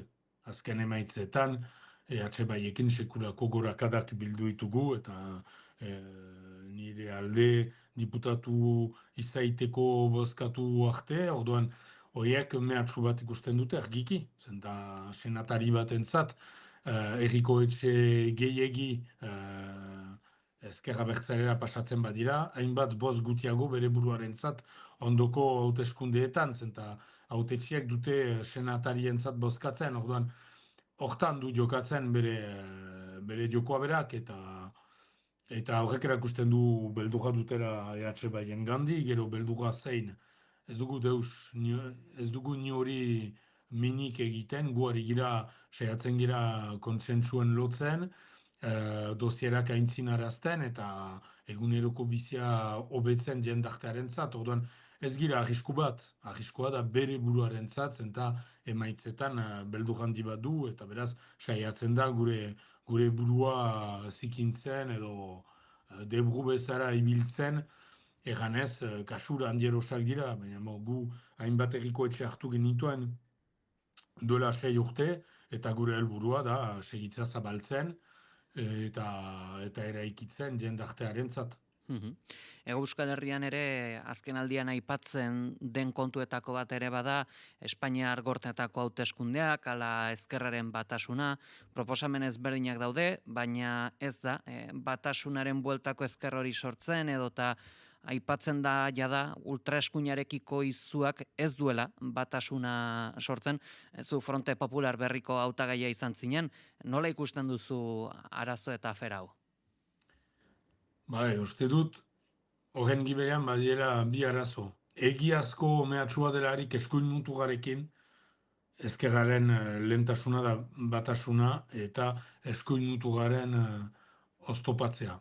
Gauza da, gero, bakoitzak ikus daitekela bere alderdi edo mugimenduarekiko etorkizuna eta hortan estrategia sartzen delarik, hori oso txarra da, zenta azkenean, bakoitzak begiratzen du bere burua eta batasuna ez da berez gauzatzen. Nik hori argiki Parisetik ikusten dudanarekin salatzen dut, zenta eskuin mutuga behin sartua gero bediko galdua da, eta ez dut Espainiak estatuan gertatu den historioari begiradarik eman gabe ere, badakigu Frankok Franco ez dela bozkatua izan, alta Hitlerrek bai, eta badakigu ze ondorio izan zen, orduan gure lehentasuna ez da, bakoitzaren burua begiratzea edo mugimendua baizik eta elkarlanean sartzea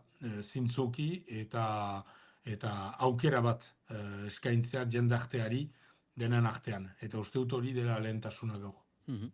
Badirare, hainbat aste estatu frantseseko aurrekontuak dekretu bidez onartu zirela, honen osteko zentsura mozioek ez dute ibilbiderik izan, Lekornulen ministroak ere esana zuen, ez zuela dekretuaren erreminta erabiliko, baina orain zentsura mozioiek ez dute ibilbiderik izan, erretretaren erreforma atzeratzea erabaki delako, zein da honek uzten duen egoera orain?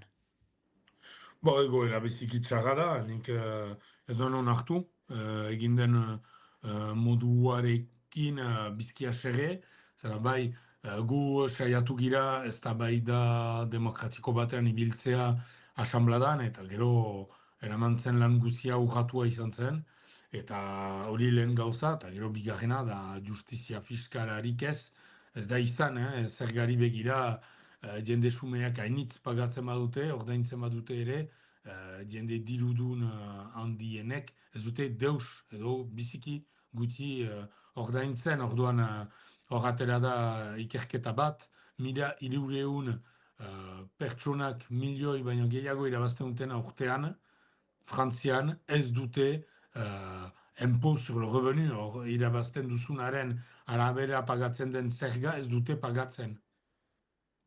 Eta hori salatu genuen eztabaida denboran, eta konfirmatu da aste horietan, eta bada sekulako haserrea, eta guk alde hortatik itxoiten genuen erdibide bat bederen, eta ez da urrats bat ere bete justizia sozial horren alde, orduan ni behintzat eta EHBaiekin ebaki genuen zentzura mozioa bozkatzea, eta ez da onargarri horako budjeta baten bortxaz pasaraztea, noiz zentzuzko neurriak baziren gauzak berriz horrekatzeko gure gizartean, eta ez dira gauzatu.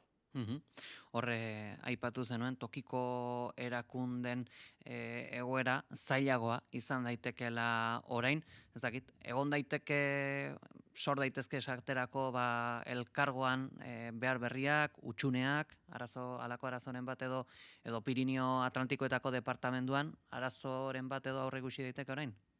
Bai, gehien bat dira elkarteentzat, jadanik lehen urteko budjetaren erabakiarekin bizkiasere gertu ginen, eta nik salatu nuen, eganez gaur egun, ez dugu neurtzen ze ondorio izango duen budjeta horrek, baina ondorio latzak izanen dira, eta konfirmatu egin zen, orain elkarte sozialek, adineko pertsonak etxean egoiten laguntzen dituztenak, sekulako arazoak dituztez, eta departamentutik ez da gehiago behar den diru iturria, herriko etxeak laguntzen aldute, baina ez aski, eta dena murrizten ari da, eta beti prekarioentzat, diru guti dutenentzat, eri direnentzat, langabezian direnentzat, edo etxe bizitza bat txekatzen ari direnentzat, baina beratzenentzat beti aintzinadoa, beti diru gehiago metatzen ari dira, eta hor bada, zinez, haustura bat eganen nuke, eta zatiketa bat gerota gehiago, eta zatiketa horren kontra borrokatzeko, guk erakutsi behar dugu, zer den gure papera, zer den ezkerraren egola, eta zer dugun guk etorkizun gisa eraiki nahi, proiektua, zer den gure proiektua, gauzak behar bada agian askifite, albezen fite, horrekatzeko gizarte oso alentzat eta ez dirudun batzuentzat bakarrik. Hor, zehazki, Estatu Frantsesaren aurrekontuen inguruan aipatzen zen elementu gatazkatsua zen, Estatuak orain artean zer nolako zorra sortu duen, honekiko beldurra dago, baina egiari zorra ere aski deigarria izan zen, zorronen bueltako murrizketak nola iragarri ziren, ze lehenbizi egun batean Emmanuel Macronek iragarri zuen aurrekontu militarra nola hasiko zen, eta 24 orduren bueltan, gero heldu zen bairu iragarriz, zorra zegoela, eta aurre ikusi gabeko murrizketak ere egin beharko zirela. Ikusita bi elementuan haueko erlazio hau, inork ez du eztabaidatzen honi buruz, nolatan iragarri zen zorren aurretikan arlo militarrean izango ziren gastu gehigarri horiek? Bai, 6 miliar euro dira armadarentzat gehiago sartuak aurten.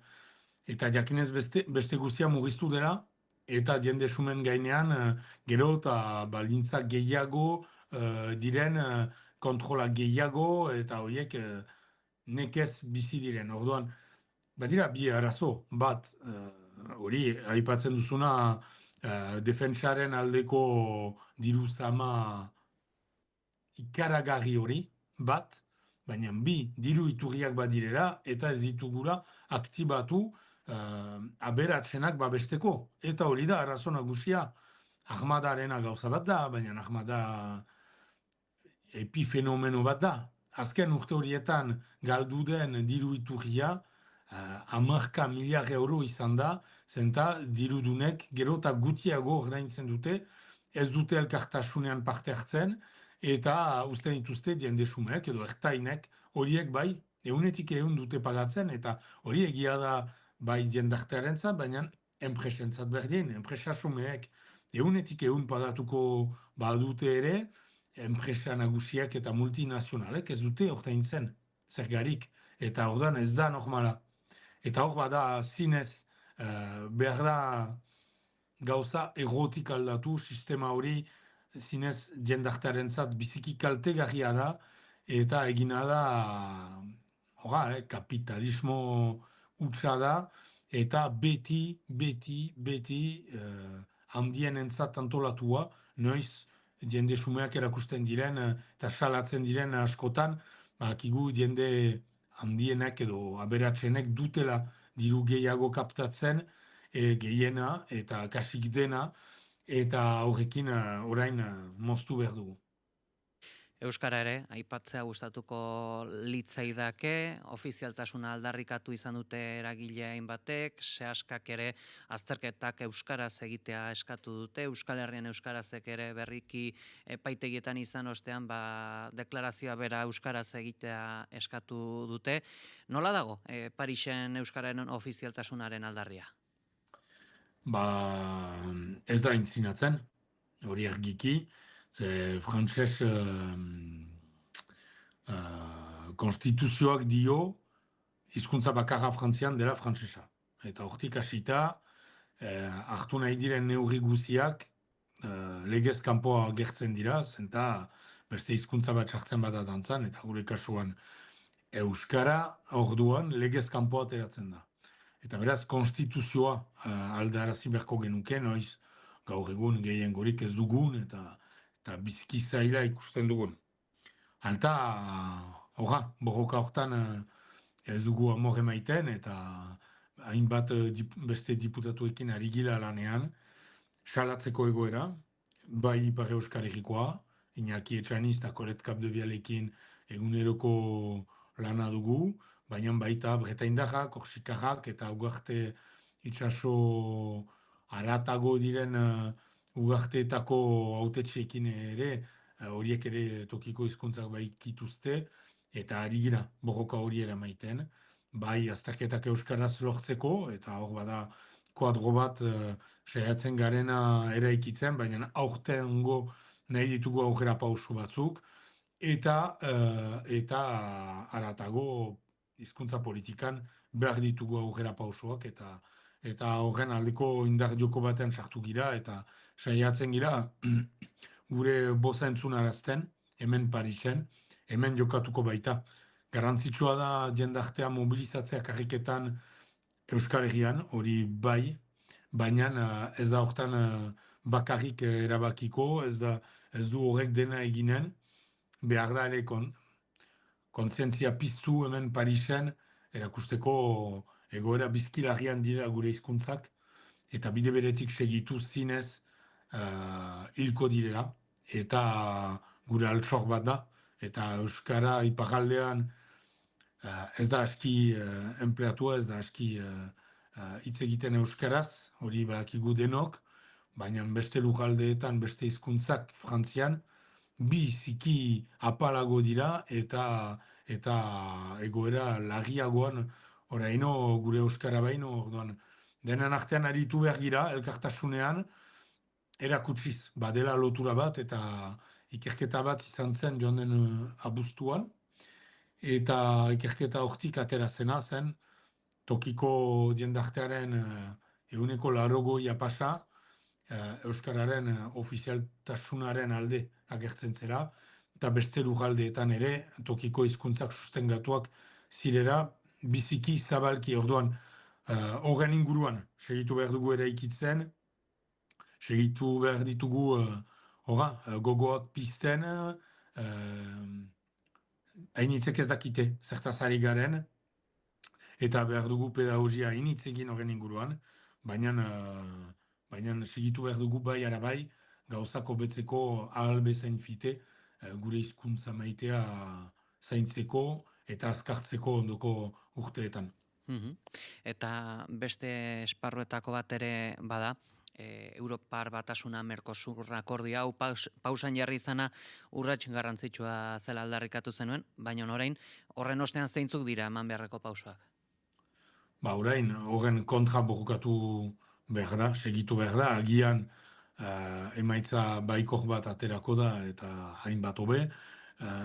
Aukera ukanuen Ursula von der Leyenen ikustera joaiteko hori abenduan, eta nintzen bakarrik, delegazio bat zen, eta hainitzek Ukrainari begirako kezkak agertu bazuten ere, nik aipatu nion lehendakariari gaur egun, Europaren egiteko moldeak, Europaren kontrako mugimendu bat sortzen ari zera eta bereziki kanpainetan, gure baserritan, jendea serre da horien kontraz, eta erabakiak albezain urrun hartzen dira baserrietatik, eta biziki kaltegarriak dira gure laborarientzat, eta kanpainetan bizi diren jendeentzat, eta orduan, hor zinez, bada kezka nagusi bat, eta nik hori lotzen dut, Estatu Batuetan Trumpek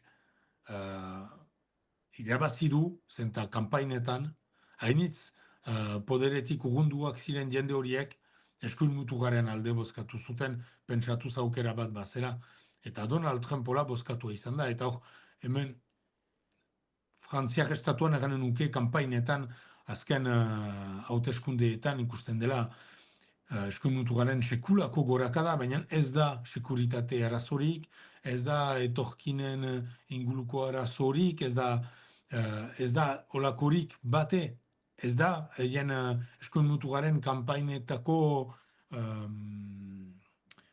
gaia ezaie gertatzen ari zaiena da, urrunduak senditzen direla jende horiek,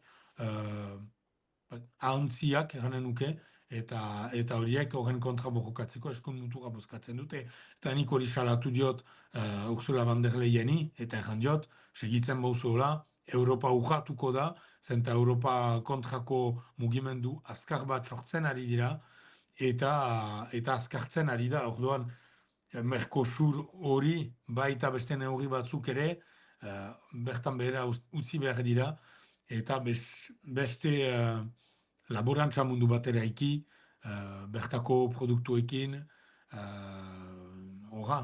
laborari sumeekin bai, baina lurraldeari lotuak direnak, agroindustritik kanpo, eta produzione bai gizartearen zat mozkin, osasunaren zat onak direnekin, baita ere horien zat presio honean saltzen direnak eta horiek behar den bezala bizitzeko, eta hori dugu lehentasuna gaur egun, garantzitsua da, ez pozoinik edatzea gure baserritan, eta gure osasuna ere babestea.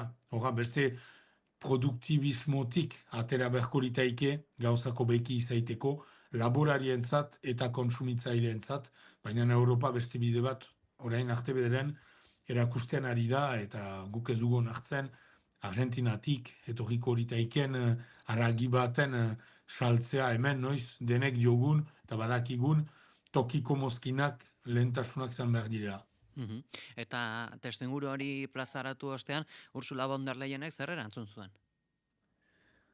Ez zuen erantzun, argiki, zenta hiru galdera pausatu genituen lego, eta berak hirueri batean erantzun beharra, eta nire plantamenduari ez zuen erantzun. Zenta ez du erantzunik, hori begira. Bera ultra... nuke bai, bere helburua da kapitalismoa azkartzea, mugaz gaindiko harremanak eta guzti, baina mugaz gaindiko harremanak bai, zerbait ez bada hemen ekoizten eta han ekoizten bada, harremana izaitea bai.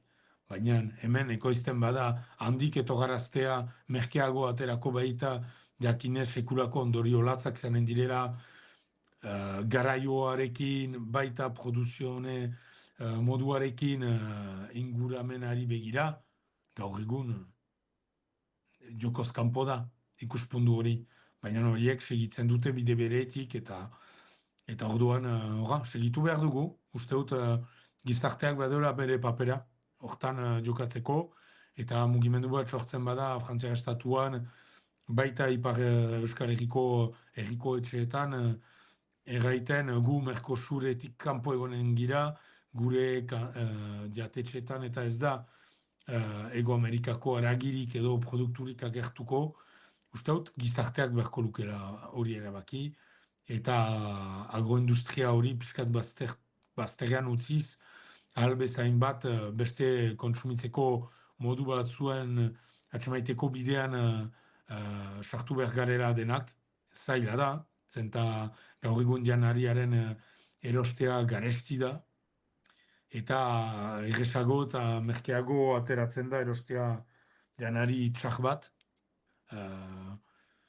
osasunarentzat, baina gure bidea izan behar da beste bide baten jogatzea eta zabaltzea, orduan bide beretik segitu behar dugu, eta Euskal Herrian bereziki badugu bide hori ongia intzinatua, Ipar Euskal Herrian ELB sindikatuak bide polit bat erakusten gaitu, kontsumitzaileen onerako eta laborarien onerako eta bultzada bat eman behar da horren alde. Elementu guzti hauekin geldituko gara, Pello Dufau, EH Baiko diputatua Estatu Frantseseko Asamblea Nazionalean, mila esker gurean izategatik. Mila esker piri eta urengo arte. Berdin.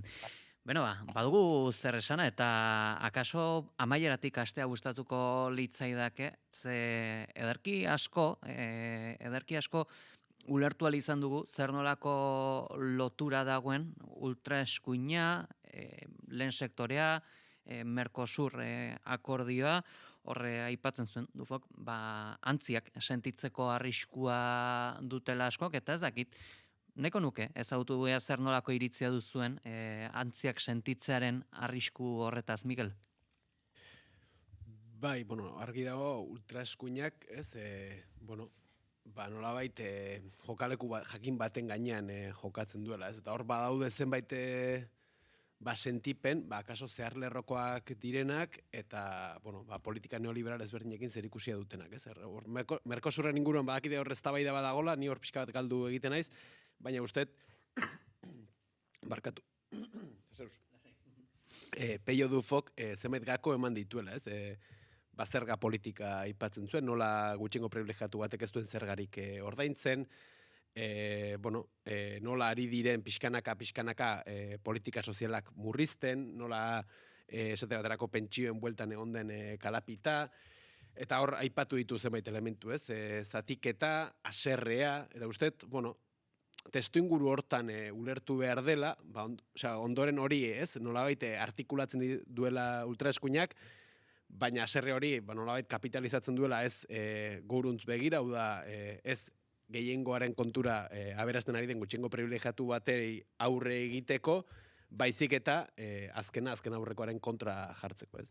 Beraz, usteet, hor dagoela gakoetako bat, berek esaten zuen, ez? Macronekin ultraeskuina sekula baino indartsuago dago, ez?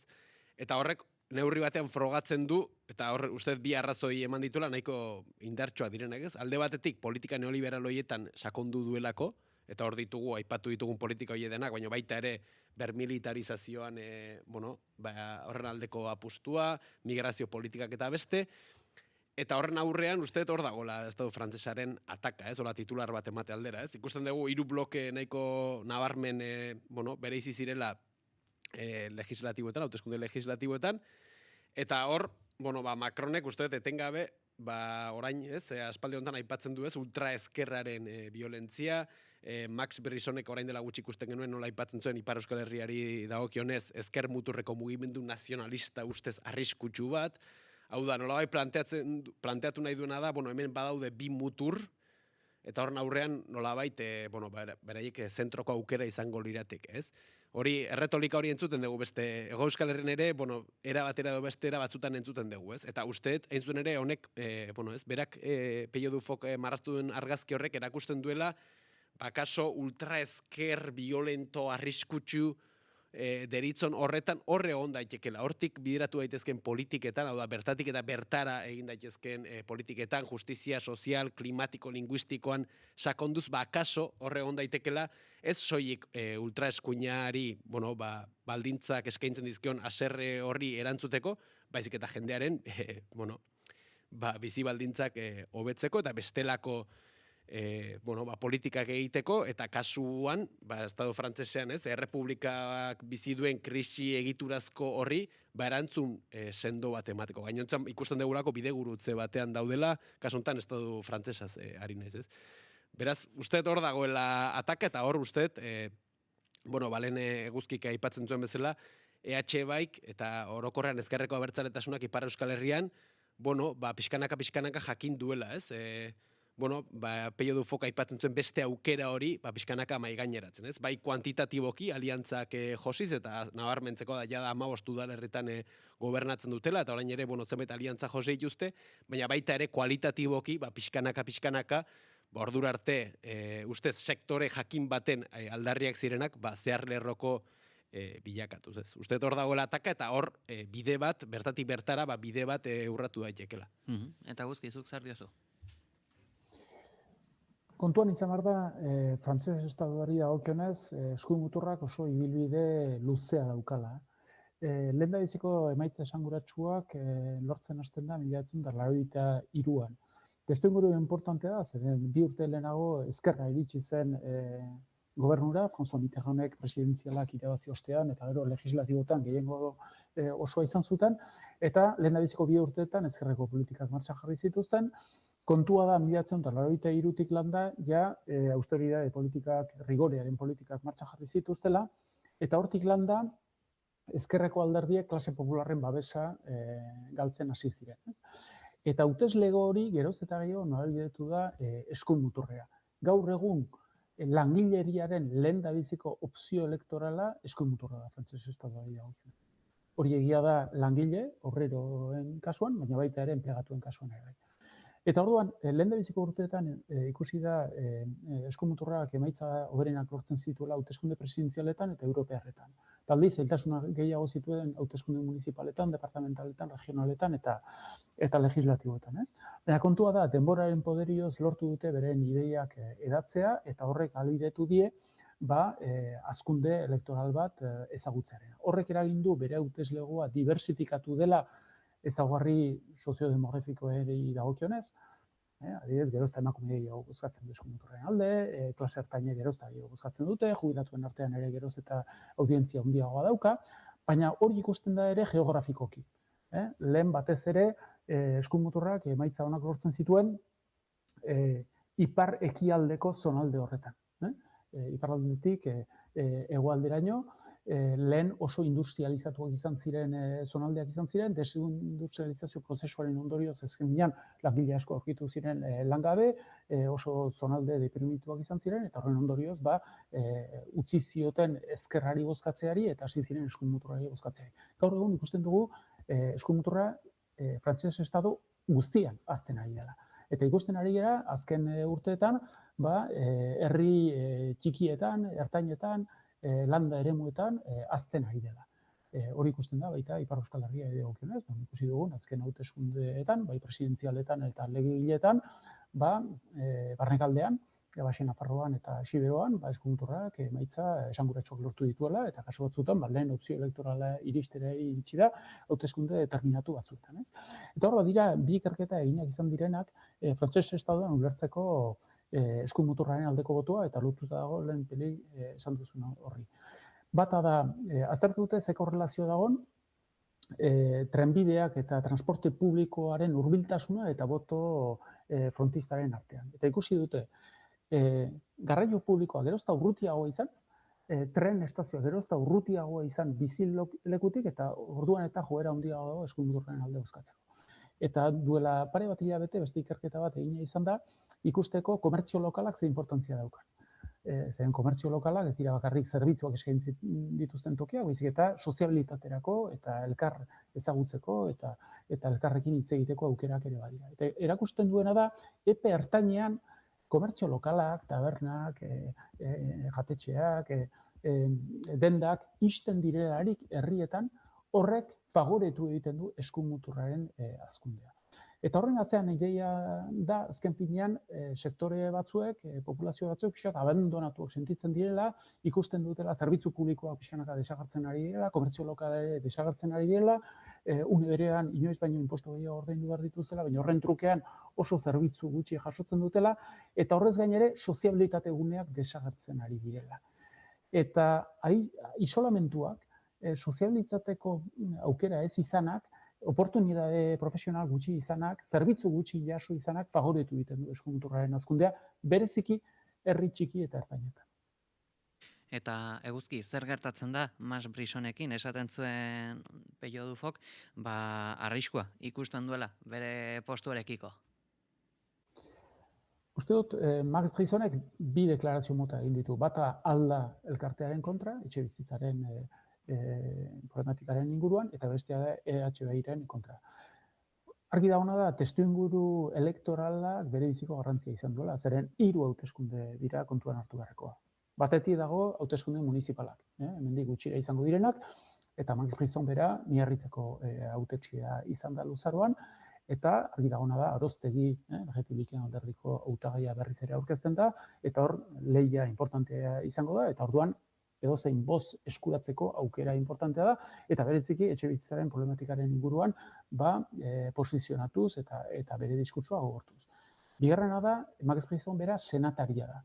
Eta gogoratu behar da, senatariek ez direla hauteskunde direktoan, sufragio direktoan aukeratzen, baizik eta indirektoan. Esan eta hauteskunde municipalen, departamentalen ondorioz, hainbat hautetxi daude, eta hautetxi horiek dituzte gero senatariak aukeratzen. Eta zentzu horretan, hauteskunde municipalak gero inpaktoa daukate hauteskunde senatarialetan, eta bera senataria den enean, beldurra izan dezake bere kargua galtzea. Eta 3. hauteskundea dira hauteskunde presidenzialak. Urrengo urtean izango dira, eta zentzu horretan Jotaio da Republikan alderdiko burua, eta berak berrikitan iragarri du bere hautagaitza aurkeztuko duela hauteskunde presidenzialetara. Eta Jotaio sustengatzen du bera Brisonek, eta horrez gain ere Jotaio da senatuan Republikan alderdiko talde parlamentarioko buru. Eta orduan Brisonen jefea, zentzu batean esan da. Eta orduan, 3 testuinguru horiek aintzat hartu behar dira ulertzeko zergatik Brisonek horrelako deklarazio zakarrak egin dituen, eta harrigarriagoa da, kontutan izan da, Max Brisonek oso posizionamentu aurrerakoiak hartu dituela, Euskararen inguruan, edo bake prozesuen alde egin zuen, edo Euskal Elkargoaren alde egin zuen, baita lurralde kolektibitatearen alde ere egin zuen bere garaian. Eta orduan, ez bada testuinguru elektorala aintzat hartzen, gaizki ulertzen da zergatik horrelako deklarazio egin ditu. Bestelako kontuetara egin beharra dugu salto izan ere 36 urteko espetxe zigorra eskatzen diete Ibai Aginagari harrera egitea gotzita auzipeturiko 16 lagunei. Ekainaren 8tik 26ra epaituko dituzte terrorismoaren gorazarrea leporatuta eta manifestazioa deitu dute ere maiatzaren 30ean. 36 urteko espetxe zigorra, 171 urteko inhabilitazio zigorra, eta ia 69.000 euroko isuna eskatzen die Auzitegi Nazionalak. Gogoraratzi dutenez, 2022ko otsailean Ismael Moreno epaileak baimendutako Aginagaren harrera baino hilabete lehenago, Kongresu Espainolean 5. aldiz bozkatu zen ongi etorriak legez kanporatzeko saiakera beste behin ezezkoa gailendu zelarik. 2022ko martxoaren 13an Berangoko frontoian burututako ekimena, Ismael Moreno Espainiar Entzutegi Nazionaleko epaileak berak bezpera baimendu zuen. Jazoera honi buruz, epaiketa honi buruz hitz egiteko gurekin dugu telefonaren bestaldean Goiuri Alberdi, egunon? Egunon. Akaso, auzi honetan elementurik esanguratsuenetakoa edo gakoa izan daitekeena zer nolako ebazpena etorri dadin, bada entzun berri dugun hori, Ismael Moreno epaileak baimena eman zuela, ezta? Bai, epaile honek baimena eman zuen bezperan, ongi etorria ekimena egiteko, eta gero bera izan zen ere, ostera auziperatu ziguna, bai, horrela izan zen. Eta zer egotzi dizuete? Bueno, guri esaten digute terrorismo gorazarrea egiteagatik, leporatzen dizkigute, zuek aipatu dituzuen, 36 urteko espetxe zigorra, inhabilitazioak eta isun ekonomikoak. Baina ia da guk ikusten duguna dela azkenean Espainiar poliziak asaltzen duten txostenetan, ez, hor ikusten dela dauela, persekuzio bat edo jasarpen bat, ez, azkenean auzi hau ez talako, ez da ongi etorri. Ongi etorrian bai gorpuztuten da, ez, auzi bat egotea, epaiketa bat egotea, baina hemen dagoen asuntua da, ez, lerroan dagoena da, adierazpen askatasuna eta militantzia politikoaren aurkako erasoa dela, ez. Eta horregatik esaten dugu, azkenean, ongi etorrian auzi hau ez dela kasu isolatu bat, Euskal Herrian gertatzen ari diren hainbat kasu, errepresio kasu desberdinak dauz, azkenen, asimilazio prozesu honetan makurtute eta asimilazio hori ez dauenak onartuten, ez? Antolatzen baldin bada eta borroka desberdinetan militatzen baldin badu, etza jaukiko duela aurrean, ez? Ta hori ikusten da, euskararen oldarraldiekin, ez? Uztailak 14 gazteen kontrako ekimenekin, gure lurren defentsan, ez? Arostegiako kasua ere izen zan, ez? Badaude kasu desberdinak eta ikusten dena da hemen, ez? Azkenean, badauela, ez? Zapaltzaile, bi herri zapaltzaile, Espainia eta Frantzia, eta guk, gure herriaren alde egiten dugunean, izango ditugula aurrean, ez? Onartuko diazu, itzultzea baimenaren elementura, ze akaso, ezakit, kontraesankorra izan daiteke hori, baimena ematea eta gero, baimena eman ostean horregatikan epaitzea? Bai, gertatzen dena da, hasiera batean, agertu zen, ez, Diario Baskon izatez sortuk desvinkulatu egin zala ongietorriaz, ez, ongietorria gertatu aurretik, izan ere, eta hortik etorri zen, Estatu Espainoleko talde fascista ezberdinen hurbilketa, ez, esaten, epaile honeri esaten, ilegalizatzeko ekimen hau, ez? Eta hortik etorri zen gero, epaile honek, mentzea bezperan, eta ostera, ekimena egin ostean, etorri ziren, ez, terrorismoaren gorazarrearen akusazio hauek. Eta orain, aurrerantzen zer espero duzue? Manifestazio deitu duzue, zer? Bai, izatez gu orain epaiketa ekainean daukagu, oraindik ere egunak zehaztuta ez daukagu zan arren, badakigu 3 aste horietan gertatuko direla, eta manifestazio nazional batera deitu dugu maiatzako 30ean Algortatik berangora, esan bezala uste dugu hau badala, ez dela kasu isolatu bat, badala, Espainiar eta Frantziar estatuek diseinatutako prozesu honen asimilazio prozesu baten beste represio kasu bet, eta hemen behar duguna da herria egotea, ez, honi aurre egiteko, ez, azken finean gu gagoz Madrilera, jakinda ganera, ez dugula ez adoztuko fiskaltzarekin, ze adoztuko bagendu zerbait, ere, etorkizuneko belaunaldiei zapustuko genieke inongo aukerarik, ez, beraien herriaren alde borrokatzeko, eta horrela goaz, ez, orduan, epaile espainol honek zelako sententzia egingo duen, bere esku egongo da, baina bai ziur gaude borroka honen irabazteak edo galtzeak ez duela epaile espainol honek erabakiko, baizik eta herriak erakusten dauen elkartasuna, konpromisoa, borroka eta antolakuntza, ez? Eta horrek aurre egingo aldio borroka honi, eta horregaitik deituten dugu manifestazio nazionalera, maiatzaren 30ean. Eta 3 hile hauetan zehar ere, nahiko genuke, itzaldi desberdinak ere antolatzen ari gara Euskal Herrian zehar, pizka bat, auziaren inguruan hitz egiteko, eta, prozesua zelan izango da hitz egiteko. Adi, izango era, etortzen denari, Goiuri Alberdi, mila esker goizonetan gurean ezategatik. Eskerrik asko. Eta goizeko 10 direlare, zuei ere agurrak eta eskerrak, Mikel Urdangarin eta Uzki Urteaga, nahi duzuen arte. Zuei, mi esker.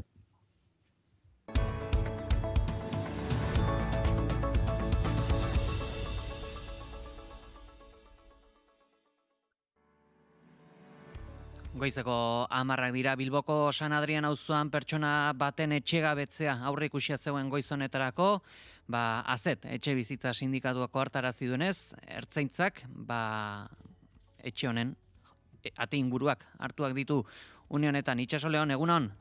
Egunon pei egunon entzuleo, kazet taldeak deialdia egina zuen goizeko 8:30 aurrera San Adrian auzoko Goiko Torre kalean elkartzeko atari inguruan.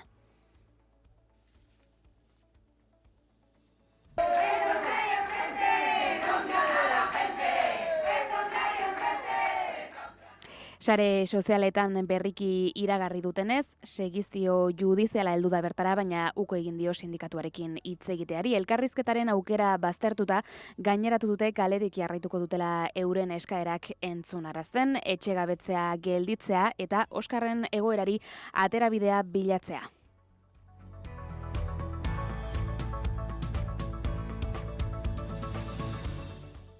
Eta azken ordu honetan ezagutu dugun beste datu bat, Sarrigurengo hilketa matxistaren kasuan epaileak adierazi duenez, atestatuarekin batera aurkeztutako dokumentu frogan ikertuaren zelopatiaren zantzua agertzen da. Izan ere ikertuak muturreko kontrola eta zaintza iraunkorra eta oldarkorra garatu zituen biktimarekin zuen harremanean. Hildorretan kausan jasota dago duela gutxiko peritu txosten kaligrafiko bat, otsailaren 7koa, emazteak senarrak eskatuta poligrafo proba bat egin ondoren egina. Biek konpromiso hartu zutenetik haren iraganeko portaerak ezagutzeko bide gisa. Era berean foruzaingoak hilketaren gertalekuaren eta erasoa ikusi zuen semearen deklarazioaren ikusentzunezko grabazioak aurkeztu ditu. Ebazpen judizialean epaileak bertan bera utzi du ikertuak seme-alabei buruz zuen guraso erantzukizuna eta erabaki du 4 adingabeak gizarte zerbitzuetara bideratzea babesgabetasun egoerari buruzko ebazpena eman dezaten. Eguraldia eta trafikoa naiz irratian. Trafiko aldetik baditugu pare bat berritasun, alde batetik Zaratamo aldean txandakako zirkulazioa ezarri dute istripuagatik, Bizkaia 625 errepidean hain zuzen eta Bilboko norantzkoan, eta bestetik oraintxe izan berri den istripu bat, N1 errepideko 447. Kilometroan Andoainen eta Irungo norantzkoan errepidea itxi dute eta autopilaketak sortzen hasiak dira bertan. Eta bestalde eguraldiaren informazioa berritzeko Iker Ibarluzea gurean. Eguraldi egonkor eta epelarekin jarraituko dugu astearte honetan ere. Goizean jada barnealdeko txokoren baten salbu ez da behe-lainorik agertuko. Zeruan aldiz, goiodei finak ikusiko ditugu, ugariak izango dira, tarteka zeruari kolorez zuriska emango diote, baina hauek ez diote eguzkiari trabarik egingo, eta eguraldi eguzkitsua eta ederra nagusituko da, eta arratsaldearen zatirik handienean ere antzeko joera errepikatuko da, goiodei finak ugariak izango dira, baina eguraldia ederra izango da. Hego-haizeak joko du, goizpartean gainera, bolada zakarrak utziko ditu, Kantauriar isurialdean, arratsaldean indar pixka bat galduko du, hego-haize horren eraginez, temperatura minimoek eta maksimoek gora egingo dute, minimoek, bai, Ebro bailara litekena da zertxoe bera egitea, eta alde handia egongo da, ego isuritik ipar isurira, minimoak 1 eta 15 gradu bitartean errendituko dira, kostaldean goiza epela izanik, maksimok ere gora egingo dute esan bezala, eta Kantauriar isurialdean 19 eta 24 gradu bitartean errendituko dira, eta ego isurian aldiz 17 eta 21 gradu bitartean barkatu, temperatura freskoenak edo, Araba eta Nafarroa erdialdean neurtuko dira, altuenak aldiz kostaldean, baina bereziki Gipuzkoa ekialdean. Adi izango gara, egunak dakarrenari. Eskerrik asko, Itxaso. Eskerrik asko, Pegi, gero arte. Eta joan aurretik agurtuko ditugu, beti bezala, bigarren kafeako kideak Iñigo Asensio eta Goiure Ezeiza, egunon? Egunon, Pegi, Goiure Ezeiza oraintxe telefonoz ari da gure gaurko gonbidatu baten azken orduko dei batekin. Beraz, nik kontatuko dizut zer daukagun eskuartean, baina ez dut ziurtatzen irratian maiz gertatzen den bezala, azken orduko aldaketaren bat sortu behar izango ote dugun. Bueno, Goiure Ezeiza eseritzen ari da, Goiuri berri hona dauzkagu gure gonbidatuak honeako bidea badu. Gure gonbidatua abiatu da Naizeko estudio zentraletara. Etorri da dila ona eta jarriko dugu mikrofona. Kafe bat jarri jozue eta moldatuko gara. Egingo dugu zerbait.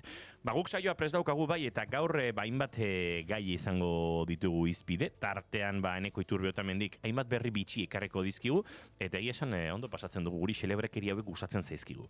Bestalde, zozketaren martxan jarriko dugu Aria taldeak Donostiako Imanol Larzabal kulturetxan eskainiko duen kontzerturako, guk irratitik 2 sarrera zozkatuko ditugu, baina Naizen arpidunen txokotik ere beste 2 izango dira zozketan, eta gaur, Marina Landarekin hitz egingo dugu, euren ibilbidean kontzertu opixet mugarri berri eta hainbat gonbidatu berezirekin egingo duterako.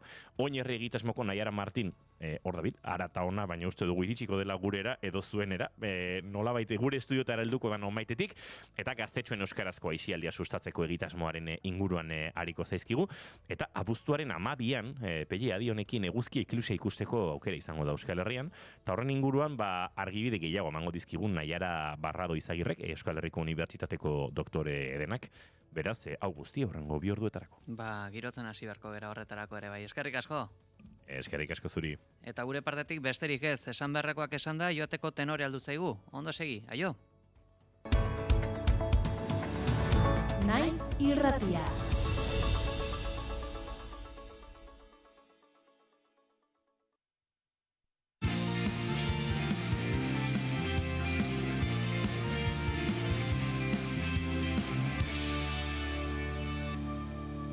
Naiz irratian, bigarren kafea.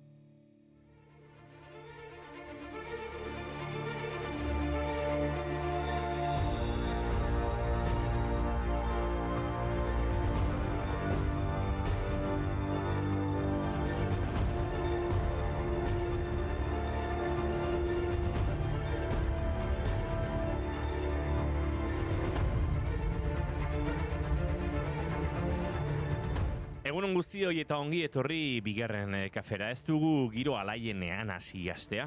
Atzo arratsaldean Sarrigureneko hilketa matxista salatzeko elkarretaratze gehiago ikusi genituen. Igandean Euskal Herriko emakumeen mundu martxak deituta protesta jendetsua egin zuten Iruñean udaletxe plazan eta atzo egin zituzten elkarretaratzeak Euskal Herriko herri